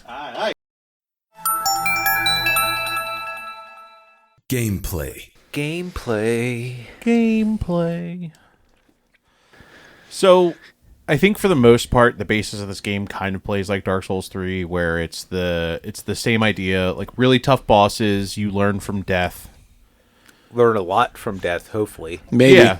Some longer than others. Yeah, that's the crux of it, is like you're learning patterns, you're learning like when to dodge, what attack patterns look like and things like that, and you excel at the game by figuring that kind of stuff out, and it's the same kind of scaling that's been in the Souls games before, where you're pumping up certain stats in like strength, dexterity, things like that. So I'll ask, for you and Harry specifically, what class did you play? Or what pseudo class did you play? Because obviously you can kind of make your own thing. I don't think Yeah. starting classes are relevant. They're just they're all They're starting customizable. stat points. It's basically whatever you minimal. want to. Like Okay. the only thing that it really helps with is like what you kind of want to try to do in the beginning is like trying to get that stat boost right off the bat. So I basically. guess then how did you gear your character, or what was the, what were Made you... an offhand type deal or Yeah, whatever. what were you striving for? I set out to be kind of like a dex intelligence build. Okay. So like magic with the left hand, katana with the right. Okay. Harry? Okay. I tried to play a little differently than how I played the Souls games before. So I did a similar setup where I did a shield and a longsword type variant, and I guess early in the game I did get a magic longsword, which scaled with not just strength and dex, but also intelligence. And I kind of wanted to work magic into this playthrough because I never dabbled with magic in previous games, and it always looked fun. And honestly, I think it's the preferred way for a lot of people to play because they find it to be easier, where they could just bomb bosses with magic. I honestly, I think it's harder playing a melee class, probably. Yeah, I would say so, unless you go the pure strength builds. The pure strength builds are ridiculous.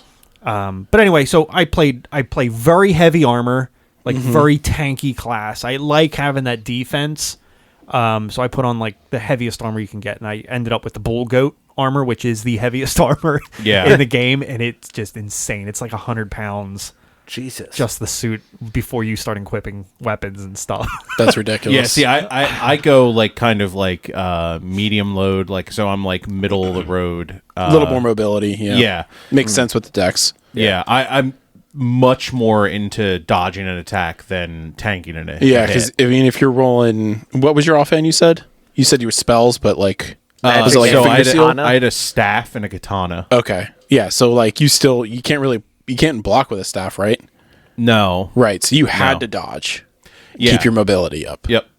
But no, I have 2 items in each hand, so I switch between shield and a staff in the left, and you can quickly swap them out. You So you quick can swap, yep. hit a spell, and it was light spells. I didn't do any like bomby spells, but it was nice just to have that ranged ability every once in a while. Dots or whatever. Yeah. And then the right one I had a bow and my longsword that I could swap in and out of. Okay. And it had a really cool ability. So when you stun an enemy, I had the magic sword, and I had the Carrion Grandeur ability, where I don't know if you guys saw when we were playing in multiplayer, but it powers up to like 3 tiers worth of like this big bolt that comes down. Okay. Just devastating hit when I get like a boss stunned or something like that. It just really chips away at their health. So, but that was a timing thing, and it just felt rewarding knowing when to power that thing up and land a huge blow. Gotcha. So with the katana that I ran a Moonveil, which scales with intelligence and dexterity. So I was scaling my magic at the same time I was also scaling my weapon. Right. So they were scaling in unison. So it was just really good. And the staff that I had gave a bonus to gravity magic. So I was using gravity magic almost exclusively. Yeah. And the staff that I used, you couldn't level up at all. It was it just would scale based off of how. Was that one that you could find in the early? Yeah, it was like one of the really like the earliest things I played. I used it until the end game. Still use it. Still think it's incredible because when you get your intelligence up to like 45, it's S tier. So I was doing like almost like 1,500 to 2,000 damage each spell. And then if things got close to me, I was doing 2,000 or 3,000 damage with magic strikes on my katana. And like Moonveil, it's like abilities, right? So it's what is it they call it? Weapon arts or Skill something. weapon skills? Weapon skill. I don't know. It's not, Ashes of War. Yeah, that's Ashes it. of War. Yep. Yeah. So the Ash of War for Moonveil is you sheathe the katana and you stand there and then you just unleash the attack and it's all about timing it. Oh. But if you did the light attack, you would do a big wide swipe and you would do a big range in front of you. Or if you did the heavy, it would kind of go long. Like it would be almost like a ranged attack with the katana. Oh. So I would sit there and like... Sounds like fun. I would like hit people with spells, and when they got in close, I would just destroy them with the katana.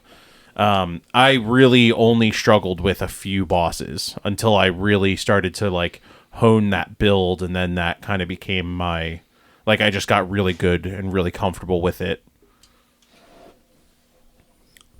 I tried a few different builds though, because like when you do the larval tier, you can completely change how you play the game. Gotcha. So I played a couple different ways. So when I first started the game, I feel like I made the biggest fucking accident I could have made. You went well-rounded? No, I went fucking archer. There are not good archery stuff until way late in the game. Yeah, I was like, okay, as soon as I like ran out of arrows that they gave you, I had 0 ways to get any more arrows. Oh man. And I played for like 12 hours. Dude, and you fucked yourself from the beginning. And like, so I was just like, okay, well, Joe chose hard mode. Well, no, I didn't, because I completely restarted after like 12 hours. Oh, gotcha. Okay. Yeah. Which was, again, yes, it sucked a lot, right? But I was also like, well, what the fuck am I even going to do? You like, could I have have this probably bow. just grabbed another weapon at that point. Yeah. I mean, I did, but I didn't know what type of any impact anything had in this game at all. Yeah, I know, I right? gotcha. Like, most other games, like, I picked an archer, and if I'm not going to play an archer, it's going to fuck me, right? So I was like, I'll just restart. Whatever, right? So then I basically moved into playing like a pseudo paladin build with the sword and shield, and then I'd swap the shield for like a finger seal to like heal and shit like that. Okay. Which never really worked, quite honestly, because the heal was like so minuscule it was fucking useless, basically. Like even after like putting a bunch of points into faith and stuff to level it up, like it was just healing's not great in the game in general. It was like, let me cast this 2.5 second spell and heal for 20% of my health. I'm like, oh, was that like the starter heal that you were using? it had to have been. Well, no, like so look, there's I only ever got 2 spells. Okay, there's like a freebie heal that you get, and then there's like your first actual heal spell that you learn from a merchant. That heal is okay. The like the freebie one that you get like just kind of like randomly sucks. That's so probably the one I much. had. But it was terrible. And it basically made it useless, so I was like, okay, well, if that's still useless now, then all those points are basically wasted, because like realistically what I would do is when I was like delving into a cave, I would use that heal like basically to heal myself up before I went into the boss room, so that I didn't use any flasks before that. Mm-hmm. Assuming I had taken damage, because sometimes you could just get through without taking any damage. But yeah, it was fucking rough. Yeah, I never find, just knowing going into the future, like every time you put a stat into almost anything. He's never going to play any of these games. Probably not. No. Absolutely not. It never There's feels gonna like be a lot of changes to these types of games for me to ever pick one up again. Okay, got it. But I find that no leveling is really wasted. Like anything that you put a stat in has the potential to upgrade your defense, which is pretty good. Yeah, sometimes it doesn't matter It what does. you're putting it into, Yeah, but because it will still it's level still up that- like some of the defense. And you still spent how many hours getting to that level? Right. So it's not that it didn't do anything, but it is pretty much wasted time, because like what the fuck did you actually do for that 3 hours to get enough runes to level? You can definitely fuck over a build. It's very easy to fuck over a build. like say you're trying to be well-rounded. Yeah, You know that's a mistake. I was a well-rounded character. It's a mistake. You're not. I don't think so. You're not maxing out in a spot where you could do more damage or be more. Like you could do more. You could carry more things. You could have a lighter load. You can fuck yourself, especially like, okay, so you're telling me well-rounded, you had equal amounts in intelligence, arcane, and faith. But not those. Okay, those are so- different. so- But I'm saying, like, there was like 6 stats I invested into though. Like, and I like that's in my opinion well-rounded. You choose 1 or 2 stats you don't put points. Yeah, I into. mean 6 out of 9 is well-rounded. I don't know. Like I didn't put any stats really into, like faith, arcane, strength at all. I put points into strength, dex, and endurance. You like that's endurance. You have to. You got to buy Yeah. points if you want to use any kind of abilities. You have to do your health pool. I don't know. The 3 magic stats. You pick one of those. You don't put in intelligence and I guess I don't know. I'm just saying. I did almost all except 2 of the stats. I didn't find any use for the arcane or the faith. I think strength and dex is like one that you have to like pick one, because they don't mutually like the top tier weapons, like the best builds are not like strength and dex in parallel. No, most of the swords are scale with strength and dex. No, I understand that, but like there's pure strength swords that will do more damage than that sword will. But I also went for a well-rounded build. It was what I was getting to. Right. And But it sounds works. like you can do both. You can. I think this is the most customizable, you can play any way you want Souls game that exists. At any rate, like I said, I think early game, I think some of those things are like inherently detrimental depending on how you start. Like, I get that it doesn't mean really anything, but like, you can really fuck yourself. I totally agree. I totally agree that you can fuck yourself in by leveling incorrectly in the beginning. It's totally possible to do that. That's why all I did was like vigor and strength, like pretty much the entire way. But I Yeah. also just played like sword and shield, because I find that like more manageable for myself. Yeah. Sure. Yeah. I feel like the only way you can really fuck yourself is if you're using a weapon that scales an arcane, but you're not putting any points in arcane. You're putting it in like strength or something like that. That's what I was saying about early. Like, I can't judge later. Like, Yeah. that makes sense, right? Like, if you have no gear that benefits off a stat, like, yes, of course, if you're putting points into it, like, I mean, it's not like gonna make sense. once you hit level like 45, 50, you have enough points that you probably have corrected any issues that you've already having. But getting from the beginning of the game to 40 or 50, if you're struggling with your build and you're fighting against yourself with the leveling, like, I could see that being a big issue. It's also like the area of the game where like you're still learning the most and you still like kind of don't understand how things work. You're and dying it's, like, frequently. You're not getting all of your rune. Like, you're not like maximizing your like, rune intake. The, Yeah, like, the I totally get compounding that. punishment in the beginning is ridiculous. Maybe ridiculous isn't the best term, but it's not fun. Do you remember like Dark Souls in the beginning where like John and I talked to you about like your build, because you were like, oh yeah, I'm well rounded. I have like all of the stats in like all of the things that were all the same stat. And we were like, you don't do that. No, I think I kind of knew what I was doing in Dark Souls. Maybe Bloodbourne, somebody said so. Yeah, maybe it was Bloodbourne. Bloodbourne was like very unforgiving with that too. I don't know. I think the scaling made much more sense in this game than previous games. Because there was like a cap with playing multiplayer and in the other games too, and you de-level certain things, and it's based on what you put your points in first, and I don't know. I think they fixed a lot of issues with this game with that, and I think it is more forgiving in this game.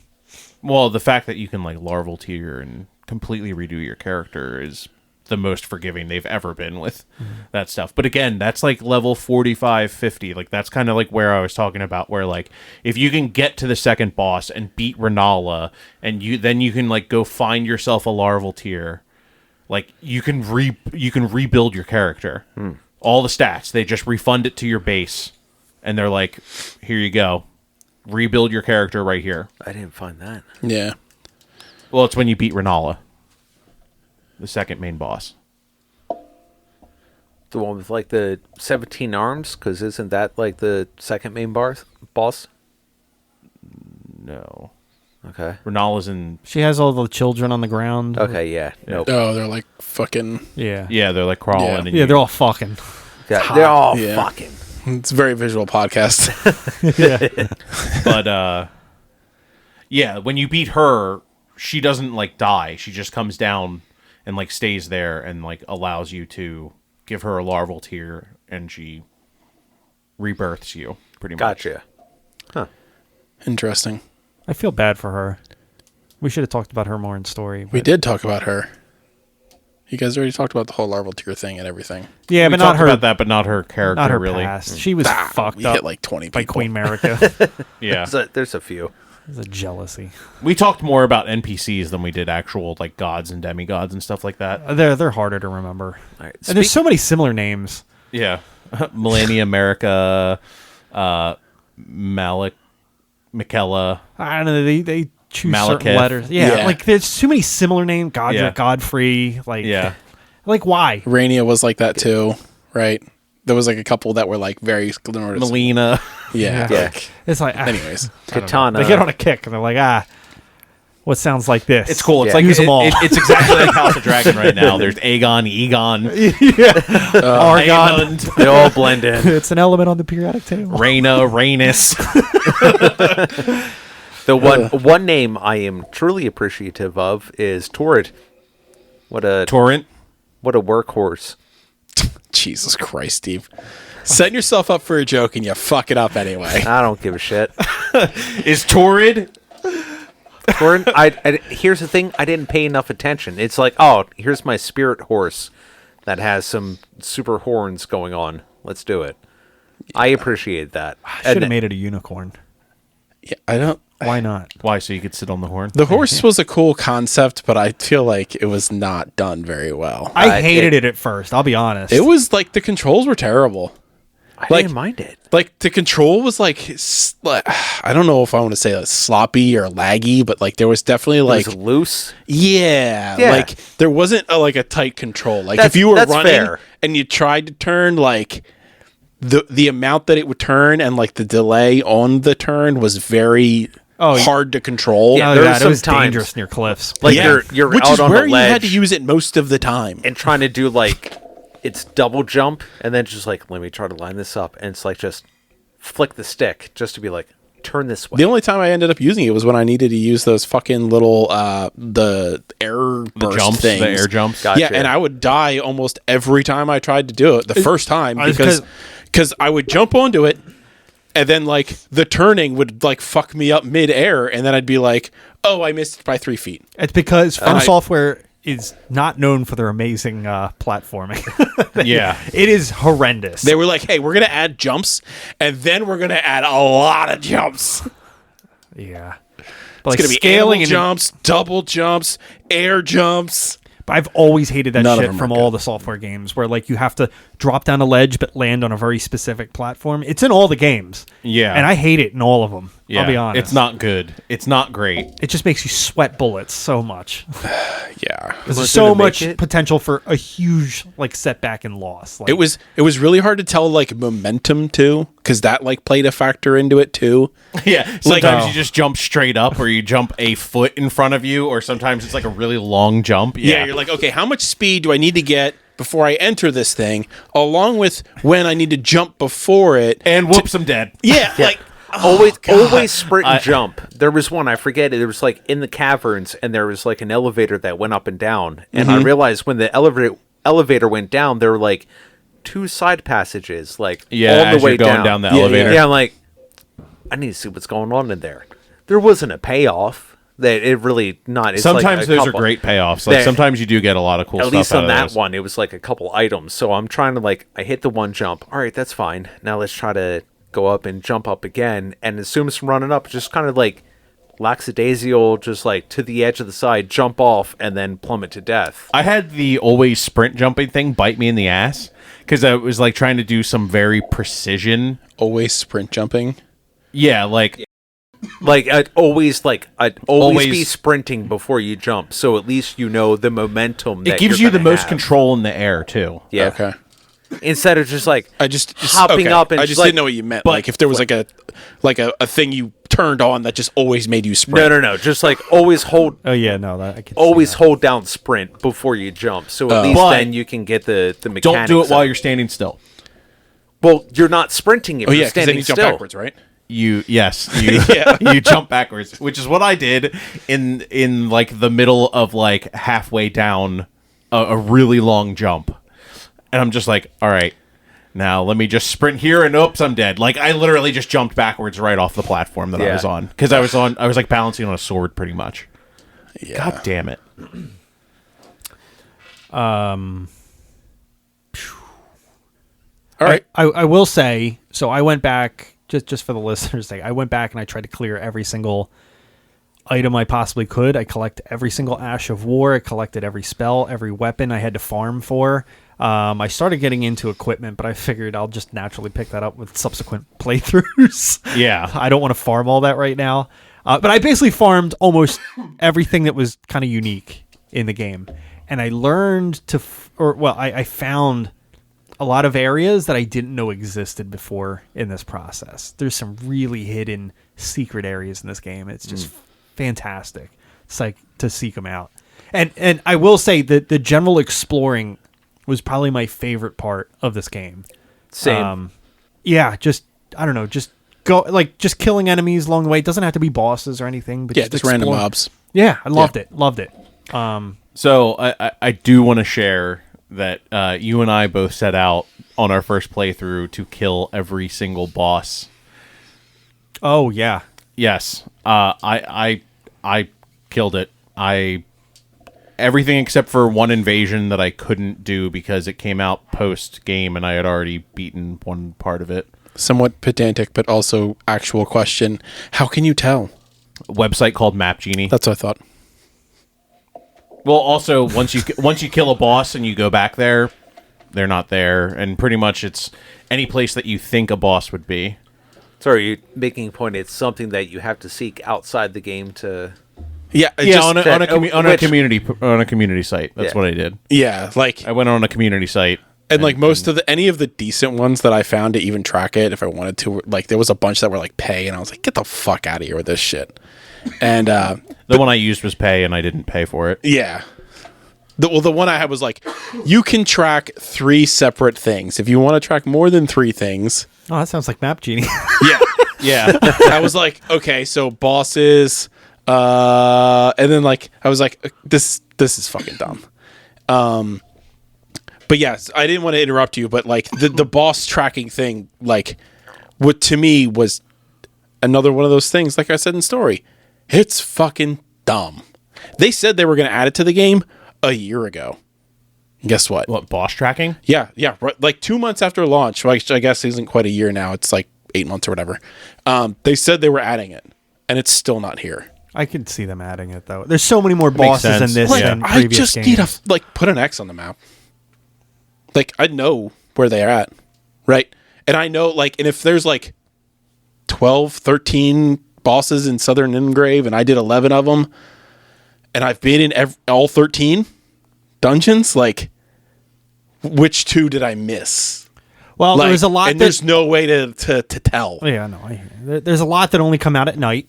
There's the Well, those are a little bit more world bossy, less dungeony, Right. But they're like, part of Limgrave. I'm saying, right? Like, so. But even the dungeon ones, like where you have to explicitly go into a cave, right? Like that should be a little bit more obvious. Even I mean, you could put like really, if you really needed to, you could put markers on anything that you cleared. Oh, they're so annoying when you're running around, though. Have you put markers down like a bunch? Yeah, like they're just fucking blue beams all over your fucking map I'm as not you're running. There's ways to mark the map. Yeah, specifically. you can mark the map. I didn't use it, but I know it's there. Okay, I didn't. I was notice that feature. doing that when I was like doing quests and stuff. I was like marking the map. Yeah, I wonder if that carries over to New Game Plus, where you can mark the path of all NPCs. I don't know. That'd be interesting. But yeah, you can like essentially put stickers on the map of like, okay, I've been here. This is done. There's like 15 different icons you can pick. Okay, I didn't see that at all. I found it late game though. I will say. There's so much of this shit, which again to me is gameplay. The menu is gameplay. There's a lot of it that is not explained even in the menu. And there's like some stuff that's like it's in there, it's not obvious. I figured it out eventually. But yeah, man, it's like the basic stuff that like you're like, man, this is not a new thing. Like you're making, like, I understand the gameplay is hard. I understand the combat is hard. Like that's fine. I didn't have a problem with the gameplay. The entire problem for me that this game, as far as the gameplay goes, along with the story, which to me the story problems that I have are more gameplay related, were because of the tracking. There's no idea what the fuck you're doing anywhere. It's definitely not modern, that's for sure. Yeah, no, it's not even close. There's better shit on like Super Nintendo. Like, it's absurd. They're making it artificially hard just because they want it to be hard, and that's what everyone expects. But like, again, if it's like like in Doom, right? You're like, I'm going to play the ultra mode, right? Where I only get one life. People choose that, right? And it's like, if people want to play like the Souls way, like, let them play that. But like, to just shun everyone else out is ridiculous to me. I disagree with you. I think them as a developer have taken the stance that this is how we want to create games, and you either come to them or you don't. And look, I can respect that. Like, they specifically want community driven video games. That's like what they're looking for. So here's that's that's why the messages are there. That's why you can communicate to other worlds. Like, it's all is that why summoning friendly stuff. Players is absolute fucking garbage and doesn't really work at all? It does work. It does work. I'm sorry you didn't understand how it worked, but it works. No, I understood how it worked. It is not intuitive and not explained. You can't tell me that's fucking intuitive at all.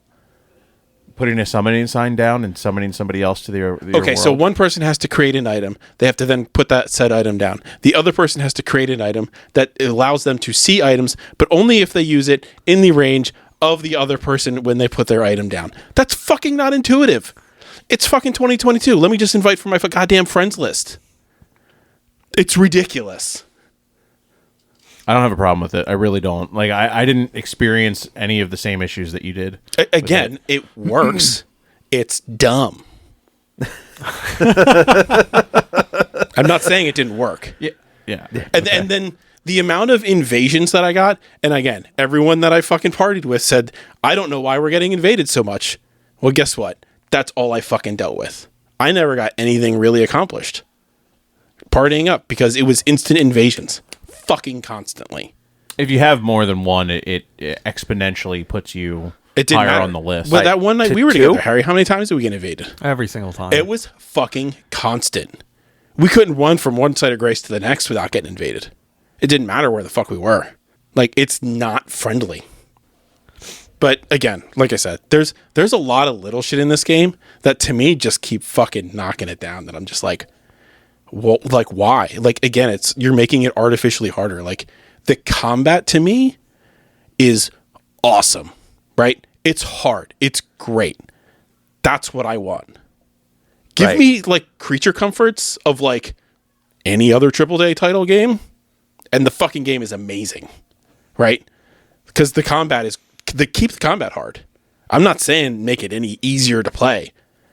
I'm just saying make the menu fucking work in like a normal capacity in any way at all. Like there's a lot of little things that I just don't understand. Like, it feels like they're just like, we're going to make this hard for the sake of making it hard. I think they're just making games for the sake of making games the same way that they've been making games. Which is making it hard, and they even said so. It's like, this is what we do. It's not understanding people either, though. It's like, okay, well, the DeLorean failed. They're not making the fucking DeLorean anymore. I'm not saying the original game failed, but what I'm saying is you don't keep making a car from 1987 because it sold in 1987, right? You fucking change it because the times change. Yeah, but at the same time, the game is still selling. So and it outsold previous games. And I'm not trying to make your point moot at all. It's like, I totally get still, where you it's come valid. from, but I also said, devil's advocate, it's like, this is their own style, and this is the way they put out their games, but it's not friendly whatsoever, and it's not necessarily, it's like you need to be like a glutton for punishment, and it's like, it would be nice if sometimes you could actually like have an idea of like, oh, what does this thing do, instead of just having like an enchantment or like just a saying about it. I'm like, well, I don't know what the fuck that does. Let me go look it up. Right. And then I need to go look it up. And then I have an understanding of, okay, how I can use this, when I can use this, what this thing does, because a lot of the things don't actually have that. But also at the same time, that's what they've been doing for a decade plus, and so there's, they have their own certain fans, but it's very unforgiving to somebody who's like, let me give it a shot, and it's definitely not newcomer friendly. Like, Yeah. none of the games have been. No. None of the games have been. I think it would be more newcomer friendly if I played the first one in like 2008, because like probably. I'm not used to like a lot of the creature comforts at that time. You know what I mean? Well, but I would also expect some change along the way. There's been tons of change along the way. I'm just saying, I would say there has been change. From Demon Souls to Elden Ring is huge, vastly. Well, I different can games. compare from Bloodbourne to Elden Ring, which is still a long period of time. It's But 2 games, 3 games. Sekiro. I think they've made improvements. I just don't think it's at the rate that you're hoping for. again, like I think there's some redeeming qualities here. I just think there is some shit that they like. Get It's your just fucking not for head out you. of your ass. Like it's dumb. So like I'm gonna keep going here because I'm fucking on a rant. But so to me, like we said, the gameplay is cool. You were talking about scaling and stuff like that. I don't mind the combat. The problem to me with the combat was the open worldness in combination of absolutely zero understanding of any level comparison to enemies. So like, that's why I kind of, when you were like the Demon Souls and other stuff were a little bit more linear, that makes a little bit more sense to me, because like if I'm leveling up, I'm progressing in one direction. If it's too hard, I go back, I immediately come back.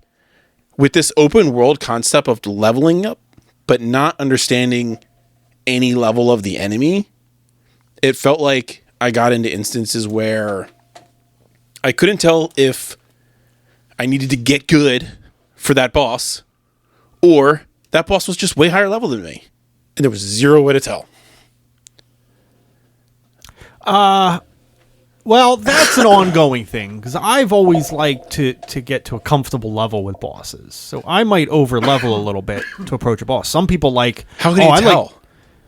How do you tell if you're... Killing the enemies around the boss is how you tell. I felt like most of the mobs were like I could kill in one shot. And then like I'd go in and then it'd be like, boom, now you're one shot. I'm like, okay. Like, not all the time, but like sometimes it would be like, okay, what the fuck, guys? Like, that came out of nowhere. I mean, a lot of the bosses have like really heavy attacks that if you get caught with them will kill you most of the time in one shot. Yeah. I don't know. Like I said, I couldn't tell the difference sometimes. I feel like if you're one-shotting enemies right outside of the boss and then not taking on the boss in a reasonable way, or like, you're not doing reasonable amounts of damage to the boss, I feel like there's a weird disconnect there. Well, he's saying receiving damage. He didn't say about giving the damage. Yeah. So he could have been, like, maybe he wasn't sinking enough into his health pool, or wearing too light of armor or something, too. It's like, that's there's also... multiple Yeah. factors. And there was like some enemies too that like I would have full stamina blocking with the shield, and it would be like an Poise. instant, like, yeah. There's a stat called Poise. Right. So like, but again, it's like, okay, this early level, like they give you nothing. You can't spec in everything right off the bat. Like you really got to pick your battles, like in those, For first sure. 30 levels or whatever. And sure. it was just like, I'm like, okay, well, I would have probably beat that guy if I had a little bit more HP, but like I need to spend 12 hours to get 3 levels to put into HP or whatever, you know what I mean? And it was just like, why? It's wild, too. Now that I'm thinking about it, this game actually has a tutorial. Yeah, so I skipped it because you could when it launched. Because so they changed the tutorial after like a month after launch, I think it was. So when you first start and you're like running through that little cave or whatever, right? Yeah. The tutorial's down in a hole. Yes, it is. Mm-hmm. That looks like you could potentially die. And there's no signs to tell you that it's a tutorial when it first launched. It didn't tell you what it was. It was just a hole in the ground. Jump in the hole. So if you ran past the hole, there was no tutorial. And it never told you that you missed it or anything. Yeah, And then, like I said, about a month or two after launch, there was like a sign that was like, "Hey, this is the tutorial. You should go down here." Listen, Joe, I'm giving you a pass on a lot of things. I can't give you a pass on everything, though, man. Let me pull it up. I'll pull it up. It's no, legit. I'm not saying you're wrong. I'm just saying A little more exploration there on your part probably would have had you find the tutorial. But it was literally like in a hole. Like it. I don't know if there's fall damage yet. Like you couldn't really see the bottom. Like I was like, I don't even know if that's part of the fucking map. Like why would I just run off the edge? You're saying it's like figure it out or fuck off. It's like you jump down. All right. Hey, look at this. What I'm saying is like Joe's making a lot of valid points Yeah. of why this didn't work for him, why this didn't work for him. At some point, though, I Yeah, the can't signs say fucking they're point back to all me. the game's fault, Joe. No, I understand that, right? There are certain things that I look for in video games. This thing is missing a lot of the basic ones. I'm sorry. For you. It's all right. Clark and Harry are only saying it's your fault. No, I'm not. No, I'm No, not no, Like saying how you're the Only first one to Clark jump is in. saying anybody's Yeah, that's true. everybody's opinion has been valid. Like I'm going to be completely honest. There is no right or wrong opinion here. They're both valid opinions. For There's literally the first thing that came up when I looked up Elden Ring tutorial is how to not miss the tutorial since it's easy to miss. Started playing at launch. That didn't exist. But now, I'm just saying this game had a tutorial. Yeah. The other ones did not. Yeah. They It just doesn't threw make you them right in. good. That's the whole thing that I don't understand about everybody being like, well, the other ones, that's not an excuse. I'm just getting back to that point that you made earlier about progress over the years. They have tutorials now. Oh, my So it's not the progress that you wanted, but it exists. We've had fire for 25 million years. You just spark one now. That doesn't mean it fucking great. Just means you missed out on 25 million years. I'll be honest, if I can make a fire out of nothing these days, I feel pretty great. Just saying. I enjoyed the gameplay. I enjoyed the combat. Yeah, no, the combat's awesome. I didn't really have any problems with this game. The crafting is a new addition to the game as well. Yeah, that could probably use a little more explanation and work. Just in the descriptions, I felt the descriptions were actually lacking on that. But like the advanced descriptions of everything, like that was the only one that I actually had a problem with.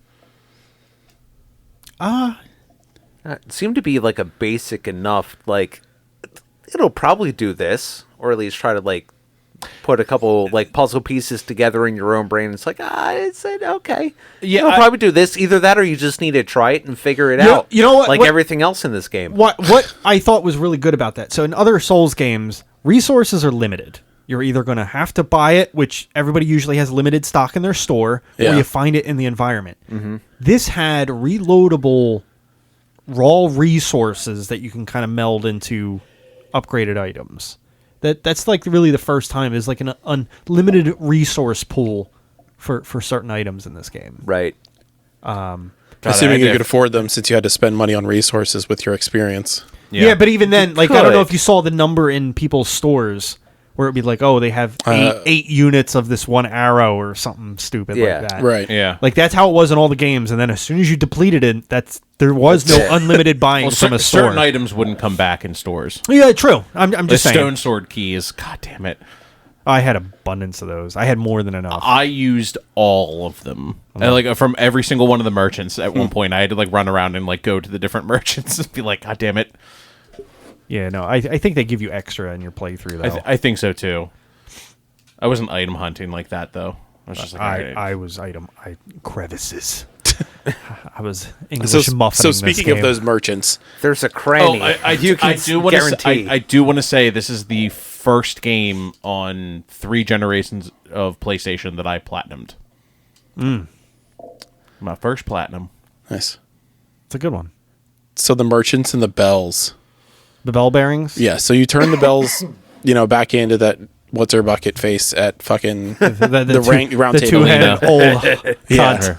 Yeah. Oh yeah. So that would basically just give you all of the items that said merchant would sell normally out in the world. Just In one spot. Yes. Yep. Yeah. the dumb part again is the menu navigation here for me and the fact that you had to still just go into each individual Yeah, I don't know why they wouldn't merchant's thing instead of just like piling just it all fucking into put one it in store. one list. Yeah, 100%. They should have. That was dumb. Yeah, that was dumb. That was. I agree. Hey, look, we agreed on something. Hey. Hey. It was bound to happen eventually. Yeah. Good team. That's where it ends. You complain about enough things, eventually you'll have a similar complaint. Very true. But yeah, no, that was stupid. I think I got all my gripes out. I'm sorry. Yeah, you're fine. Do you want to talk about favorite bosses? Honestly, let me talk about bosses in general. They were more fulfilling in Dark Souls 3. You think so? Yes. Is it just because the sheer amount of them in this? No, I don't know. I just feel like the highlights from Dark Souls 3, like my favorite boss of all time is still that The Dragon King? No. The one princess that had her father with the giant cauldron. It was in the DLC. Oh. I forget, but that's still my favorite boss of all time. Really? Yeah, oh yeah. That boss is epic. 3 stages to that boss. So fucking cool. So cool. I think the toughest boss I've ever played is in Elden Ring, though. The Elden Beast? No, he was easy. That was my hardest boss. Elden Ring was, or the Elden Beast was easy. It was Fuck out of here. Melania. Which one? They're two different Melania. characters, apparently. I think Melania is like the hardest fucking boss. She's being heralded as it online too. Like people struggle with her. She was fucking tough. My favorite boss was any that I beat.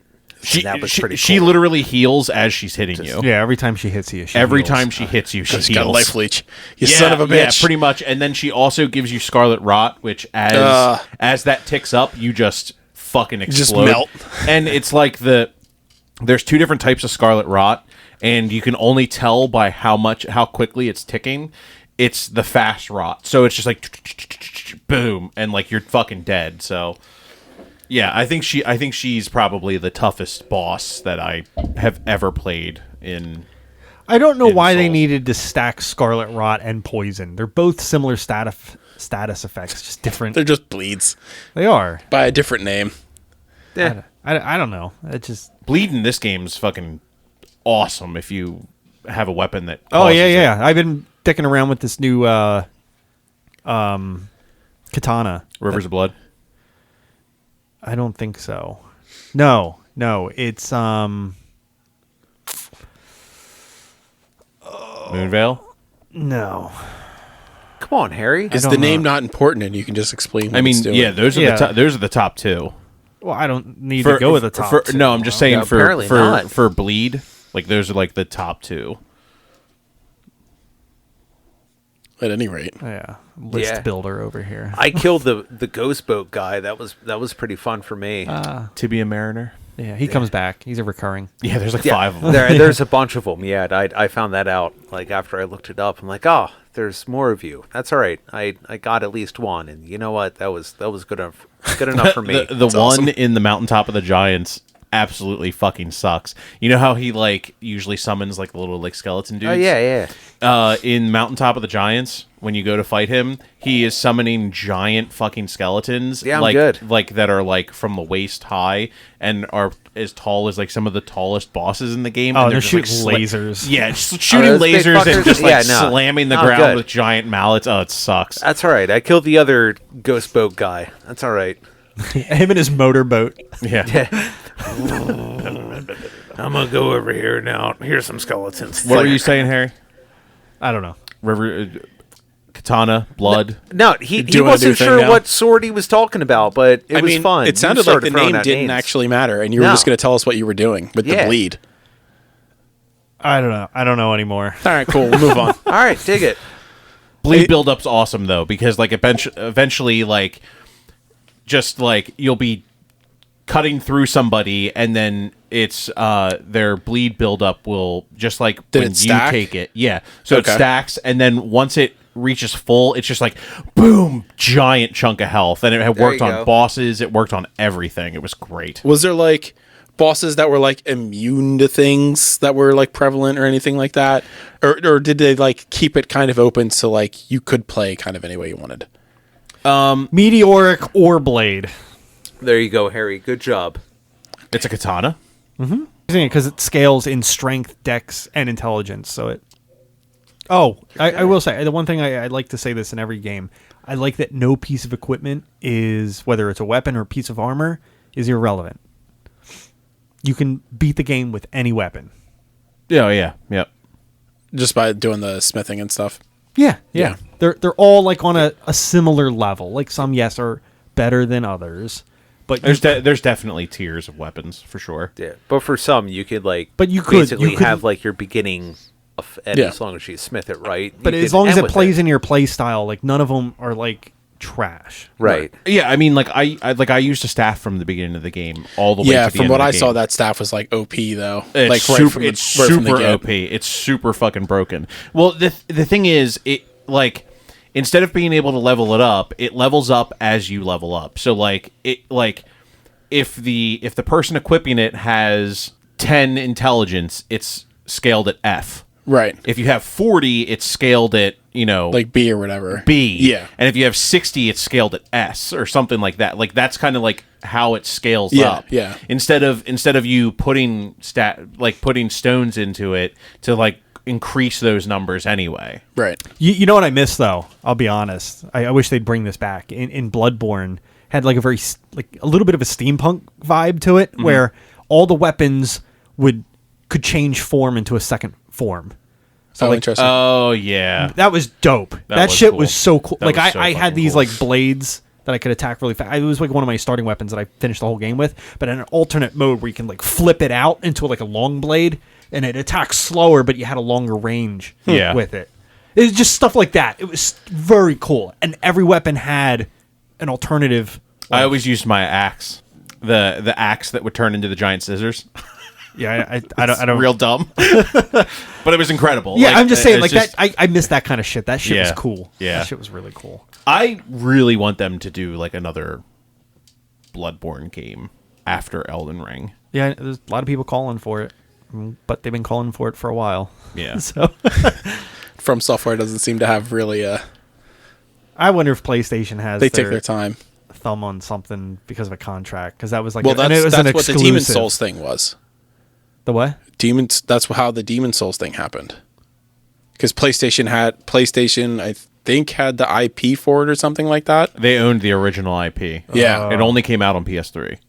Yeah, right. And the remake was PS5 only. Even. Right. Like, it didn't go anywhere else. Right. That was a fan-made game, I thought. That wasn't actually from software. Yeah, it Demon was. Souls? Yeah. Yeah. No, that was from. That's the first That's the first Dark Souls game. I understand, but I'm telling you, I'm one of the It's From From Software Software. games remake is done by a third-party company. Well, Oh, yeah, the remake. Yeah, the remake of Demon Souls It's had nothing to do Blue with something. From. Blue somebody. Yeah, yeah. Sony had the IP and got the blessing from FromSoftware, and they went through with like a third-party developer and stuff like that. Yeah. From took a cut, basically. Yeah. And they were just like, cool, we don't have to do anything for it, and you're going to pretty much keep it exactly as the original. I heard it was very true to the original. Yeah, it's fantastic. I have it. So I'll have It's to- fucking awesome. It's very much Dark Souls 3, not Elden Ring. All right, let's Have we done any transitions? No. You might want to just say them all and then take them back and put them in. nah, fuck it. Let's just get into graphics.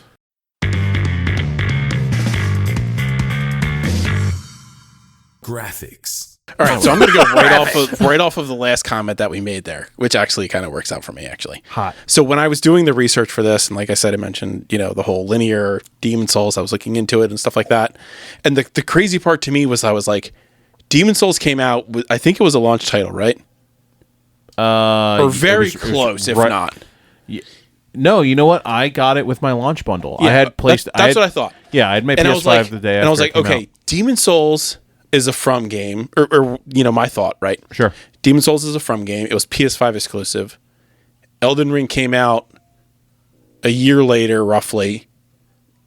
PS4, PS5, previous gen, essentially, right? Right. Mm-hmm. And from everything that I saw online and a lot of the kind of people on the internet talking about it, the engine in Demon Souls is like way better and actually looks better than Elden Ring. Yeah, it totally does. Does it? Yep. Yeah. Yeah. Is it because of how vast this game is? I think that is the difference. I think they cut a lot of shit though. So the reason I looked at it was like starting the game environment, beautiful.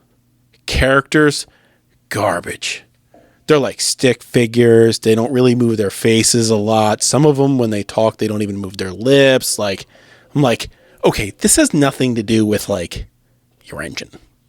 Like, it seemed like they cut a lot of corners just because, like, I don't want to say just because, but like it just seemed that way, right? But like the lighting was amazing. Like the grass movement, like all of that stuff looked cool, right? But that was about it to me.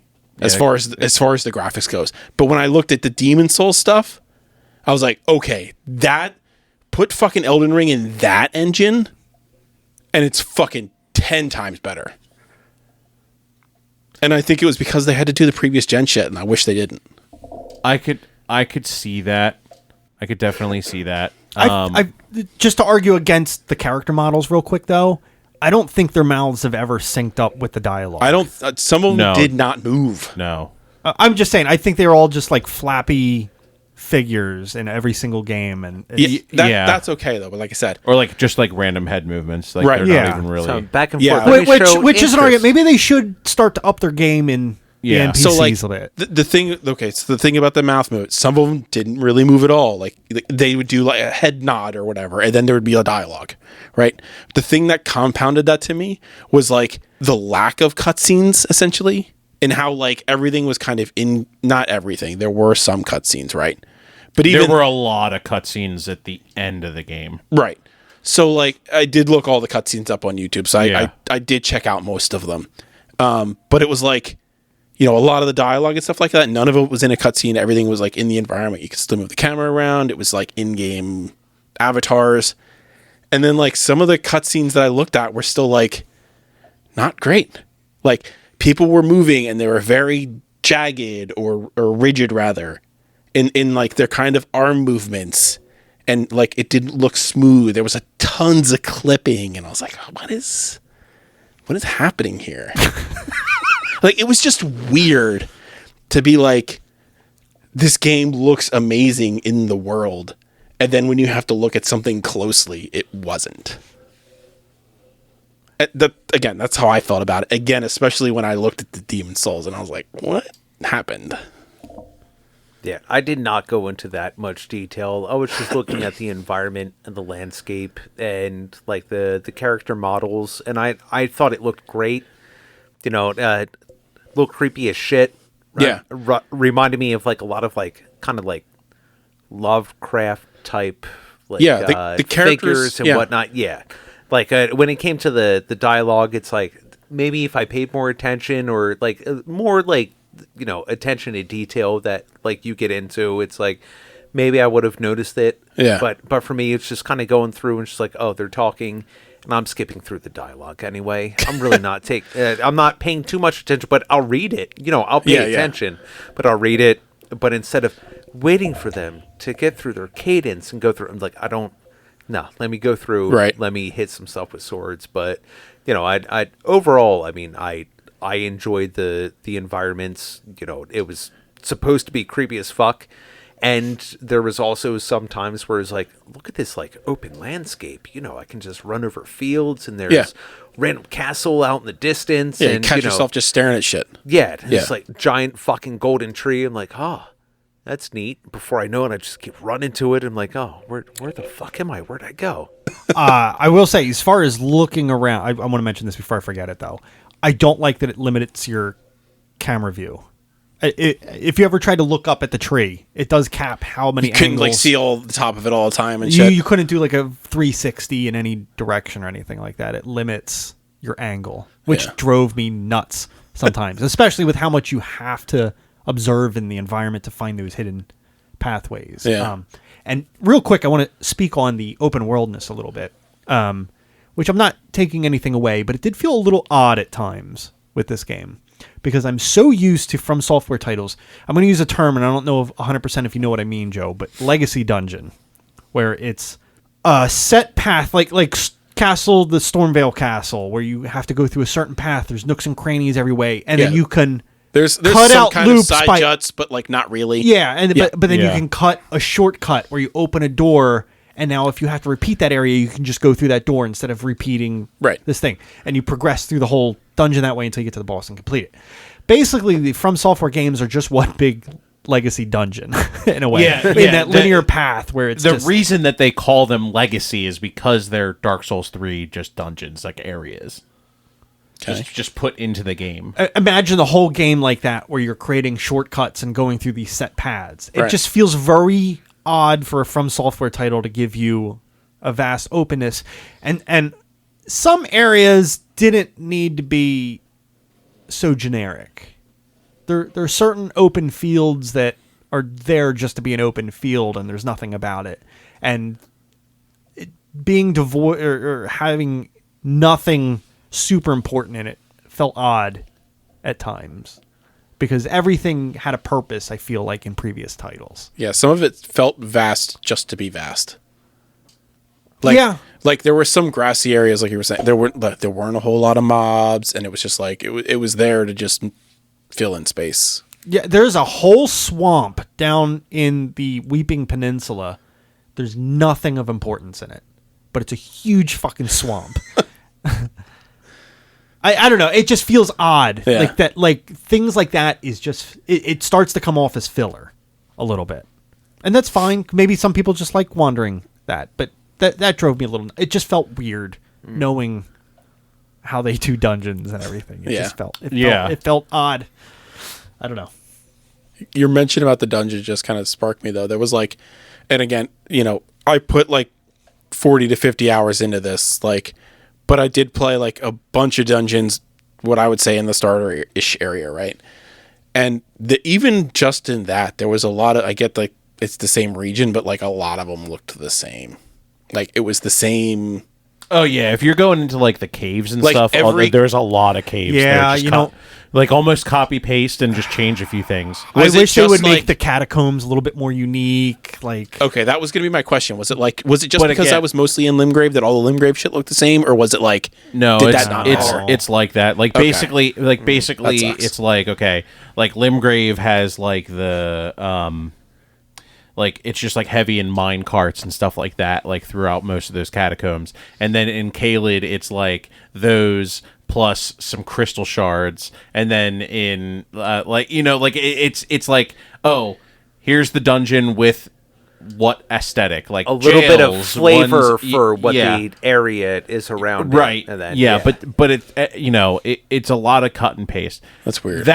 That said, it is weird, but there's also like 219 bosses in this game, so like Yeah, I'd expect that more out of procedurally generated stuff, though. Like, if the dungeons are maybe all... they did procedurally generate some of it. They procedurally generated one time. Because all the dungeons... Like, if you go They're in not the exact same Yeah, they're not the layout. exact They're same. not the No, exact I'm not same saying the layout. layout. I'm it's saying, the like... aesthetic. Right. That's what I'm saying. So, like, when I'm saying procedurally generated, it's like, okay, it's all the same aesthetic, but if you go into the dungeon, it's changing. Right? But since the same dungeon doesn't change... Like, you can repeatedly go into the same dungeon every time you go in, it's the same. Right. Like, do a little work. oh, I wouldn't want the dungeon to change every time. No, that's what I'm not but saying. I wish that there was bigger differences between the caves, or Right, bigger that's what I'm differences saying. between the catacombs. Like it all had Yeah, that the like catacombs white have that- marbly yeah. look to it, and like I don't know, they could have made them unique. Yeah, you either go into a dark cave, or it's like the white light catacombs, or you're going into a mining tunnel. Yeah. Like those are like the three things, and you just see them Oh, yeah, I kind of forgot that. over and over and They over again. Yeah, they could have cut out some of that. And I'm not saying there was a lot of repeat bosses too. How many times did you fight those stone golems that slam the sword down? Or Oh, the one that looked like the dog or yeah. whatever? They The probably- giant cat dog. yeah, they probably Yeah. could have cut some of the repeat dungeons and I did repeat one- bosses. I Yeah. did one of those, and again, kind of going back to the tracking, I did one of those and was like, I killed one of these. I'm pretty sure it wasn't this guy, but I could be wrong at this point. Like, Well, if you you know what I killed mean? it, they'll never respawn. Okay. See, Those certain ones. I wasn't fucking Yeah, risking that it to specific find one. out that yeah, the hard that's way. fair. You go all the way back Because through I was again, like, it's dude, oh, if I fuck, go in he here is, and like this guy spawned and I can't just walk out, I'm gonna be real mad at myself. No, once you clear a dungeon, though, you can The fog teleport goes out. away. Yeah. Yeah. And you can teleport out any part of the dungeon. Oh, interesting. So you can't get fog Well, if trapped you're in someplace. dungeons, it always tells you like you're underground or whatever. I thought. Well, yeah, Well, it won't let yeah. you out the first time. But if you go into a boss room in a boss that you've already killed in like a catacomb, there's like a little white like spectral light that like Oh, points the return up. entrance thing. Yeah, yeah. and Okay. you can return to entrance. Well, not And even then that. You could just fast go to the travel. map and fast travel out. Some of the caves and stuff you can't actually do that until you hit the top level. No, as long as you clear the boss, I never had an issue. Interesting. You would have to clear the boss first. Oh, okay, yeah. But once you clear a boss from a dungeon, it's just fair to It's explore open. or whatever. It's like you're outside basically. as long as there's not an enemy around, yeah. Oh, yeah. Yeah. Okay, interesting. Graphically... I think the game looks fucking gorgeous. Like I really do like outside of like the dungeons and stuff, like I think like the aesthetics are very pleasing. I think like the character designs, especially like the legendary bosses, like the big bosses, I think they look fucking awesome.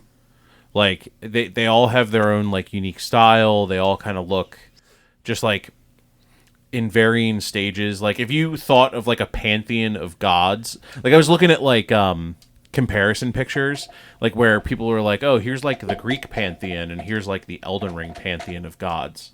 They're like varied and very different. And like I do appreciate that at least.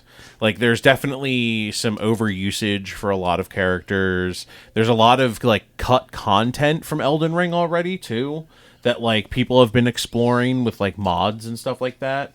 It's really interesting to see like some of that stuff and like where they might go with DLC and things like that.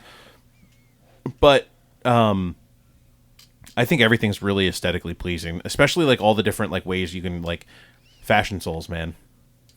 There's a lot of fashion souls to be had in this game. I like that they hit all the different landscape types. To be honest, like Fire, ice, yeah, swamp, you know, you want to Yeah. you don't want the whole thing to be jungle, Yeah, or something like desert, that. You know what I mean? Like Yeah. it's cool. Joke's on you, I'm into that shit. It doesn't make sense, but it's there. Yeah. There's an abrupt change pretty much every time too.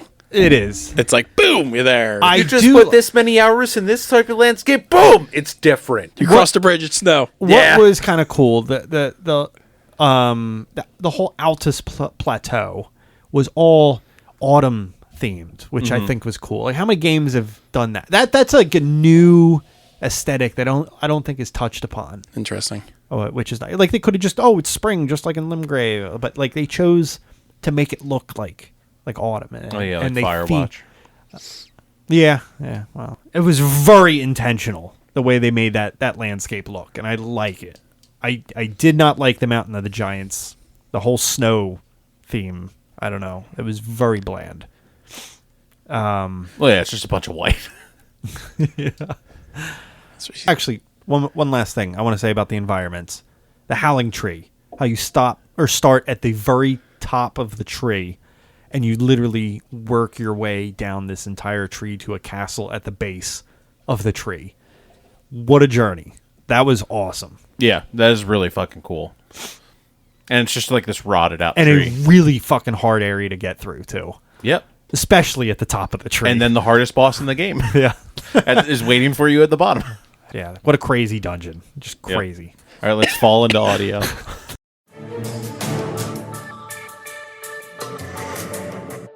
Audio. You know what I didn't hear in this game? Snow hitting the ground.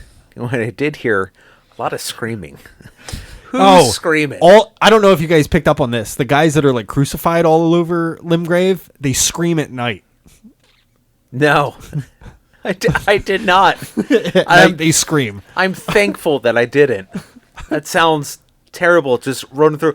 Ah! Ah! I think I used the audio more in this game just to like know whether I was in combat or not. Oh, you knew, especially if like you got into somewhere that you probably shouldn't have been. You just hear the. I mean, for me, it was like more just like the open world. Like I was just like running, like trying to get to somewhere, and then like I had to aggro something that I just didn't notice because it was like on the other side of a tree or like a small wall or something. Oh yeah, And they'd be like, "Ah, fuck." yeah. You hear it, and I'm like, "Odd, what did I do?" Not that it was a problem, but it was more of just like, oh, okay, where the fuck was it? Yeah, Like, it's a signal more Yeah, than anything yeah. else. Yeah. which I didn't mind like any of the music or like I thought the voice acting was decent if I closed my eyes. It's like you were there. Oh, the voice acting? Yeah, I didn't mind it. I think the voice I acting didn't come is- across a lot of it, but what I did come across, I didn't Oh, I mind. think Yeah. I think it's top tier. The voice acting is amazing. Just I don't know. Maybe not the character models along with the voice acting, but I think the voice acting is just like studio quality. Just Yeah. Well done. Again, I think some of the voice acting would have been. I would have probably maybe been way more into it had I gotten further into the story. I don't feel like the music, other than like when you actually like got into a boss fight, really like shined or was really prevalent. I mean, there was always like maybe a little bit of background, but Yeah. it wasn't anything you really realized or paid attention to. At least nothing that I did. Yeah. And then once you got into like your boss fights, or even like the mini boss fights, like you just hear like the chorus rising up a little bit, and like, oh, all right, shit's going down. And then you see the health bar come across the screen. It's like, all right, here we go. And you got a little pumped up for it. But at least like music wise, that's all I got from it. But that was, Yeah. that also limited exposure. Yeah, I think like environmental sounds and like your armor and all of that shit. I think all of that was done really well too. Like, the rolling, like the sound it changed if you were like playing like a light, medium, or heavyweight, like all of that changed. Like the sound of like the weapons hitting the shield was like different for the most part. I mean, some of it was similar, but like different enough. Like differences in like shields you actually had Yeah. made like a different sound Yeah, effect like for it. the weapon the enemy was like hitting on your shield even. Yeah. I thought that was all like done really well. I thought the voice acting was pretty good too. Like the narrators, the different characters.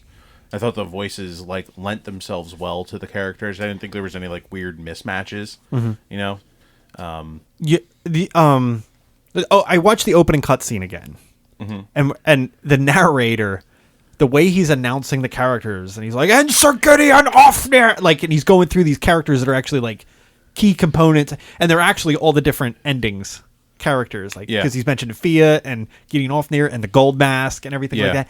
The way he announces it. Again, don't bust my balls because I know I watched 300 a million times. But the way that the blind guy is announcing the story of fuck 300. the king, where he's talking about the king. He's talking in like the same tone, and just the way he's talking about I don't know. It just like God. I was like 300 's such a good movie. Jesus Christ. Oh my god. I need to watch a bunch of half naked Spartans by this point now. But yeah, no, I think voice acting is so good. Oh. The music is good. There's a couple tracks I really like Lindell. The Fallen City, or before it's the Fallen City. Is it a different song? Yeah. Before then, where it's like it's I Sing don't know, it. plays a couple things. Sing it. Sing it. Oh, Ashen Capital. No, but like it has like this you hear like the horns, and I think it's supposed to correspond with like the enemies that have like the horns around there. But then it's like windy, but then the music comes back, and then it goes out again, and it just keeps going in and out of the music. It's like you're hearing it like someone's playing it somewhere in like this giant like amphitheater almost that like the city is, because it's like all against the one wall, and it's like you just like hear it in waves. Yeah, on the wind. yeah. I thought that was really cool. It was really good. I don't think the music is as strong as in Dark Souls 3, though. I will say there's just something about like the fire shrine. I'm fucking up all the terminology. But No, it's the was it the fire shrine? Yeah. I don't know. That is just like the pinnacle of music that this company has delivered so far, in my opinion. I really like the menu music actually for Elden Ring, where it's like it just seems very like It doesn't seem like them. yeah. It feels a little out of character for Yeah. FromSoftware. Like a grand epic is about to begin, kind of thing. Well, I mean, it is. Yeah, it did. I'm just saying it, but it just feels different than. Yeah. So, all right. Do we want to get into final thoughts?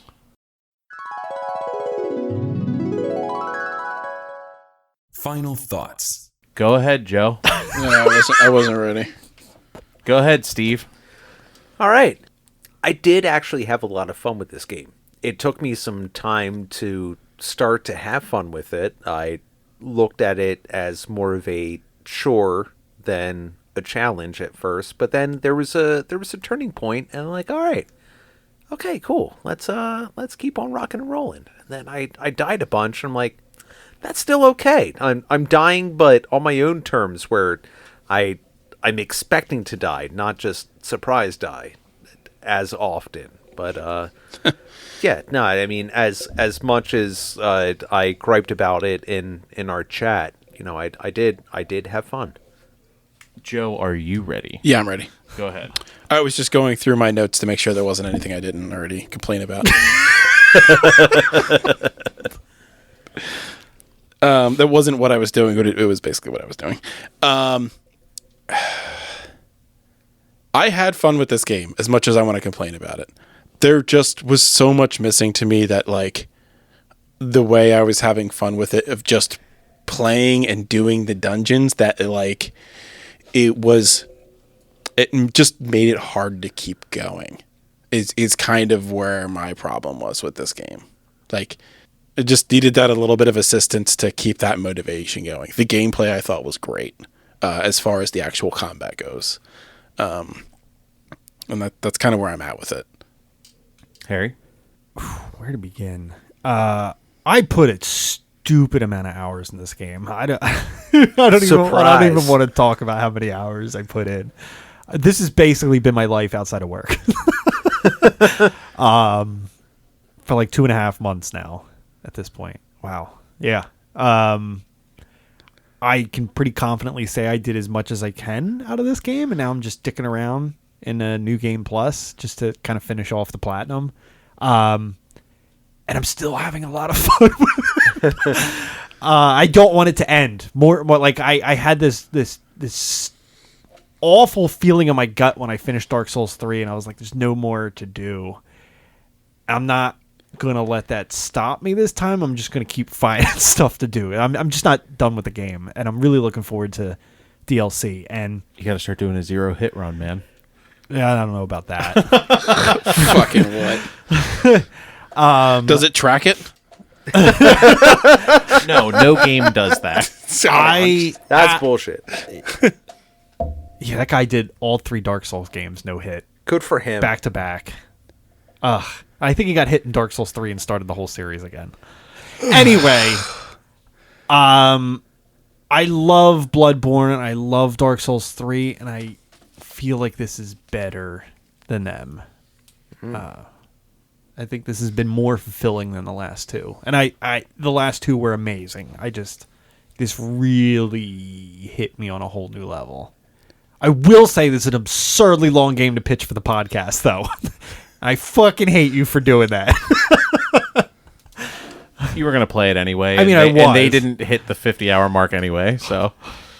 Well, we pitched 40, but that's fine. 45, actually, but. Anyways, close enough. Yep. Who gives a shit? But yeah. That's kind of my final thought. I don't know, it was messy, but... Fair enough. I don't know. I personally think it's a fantastic game. Yeah, I would really honestly say it's probably FromSoftware's best. There are some things that would help like new players, but if you're more into like the niche of what Elden Ring and Dark Souls are, it has that for you, and it hasn't changed much. So there's always going to be that. And yeah, we can get into the scores.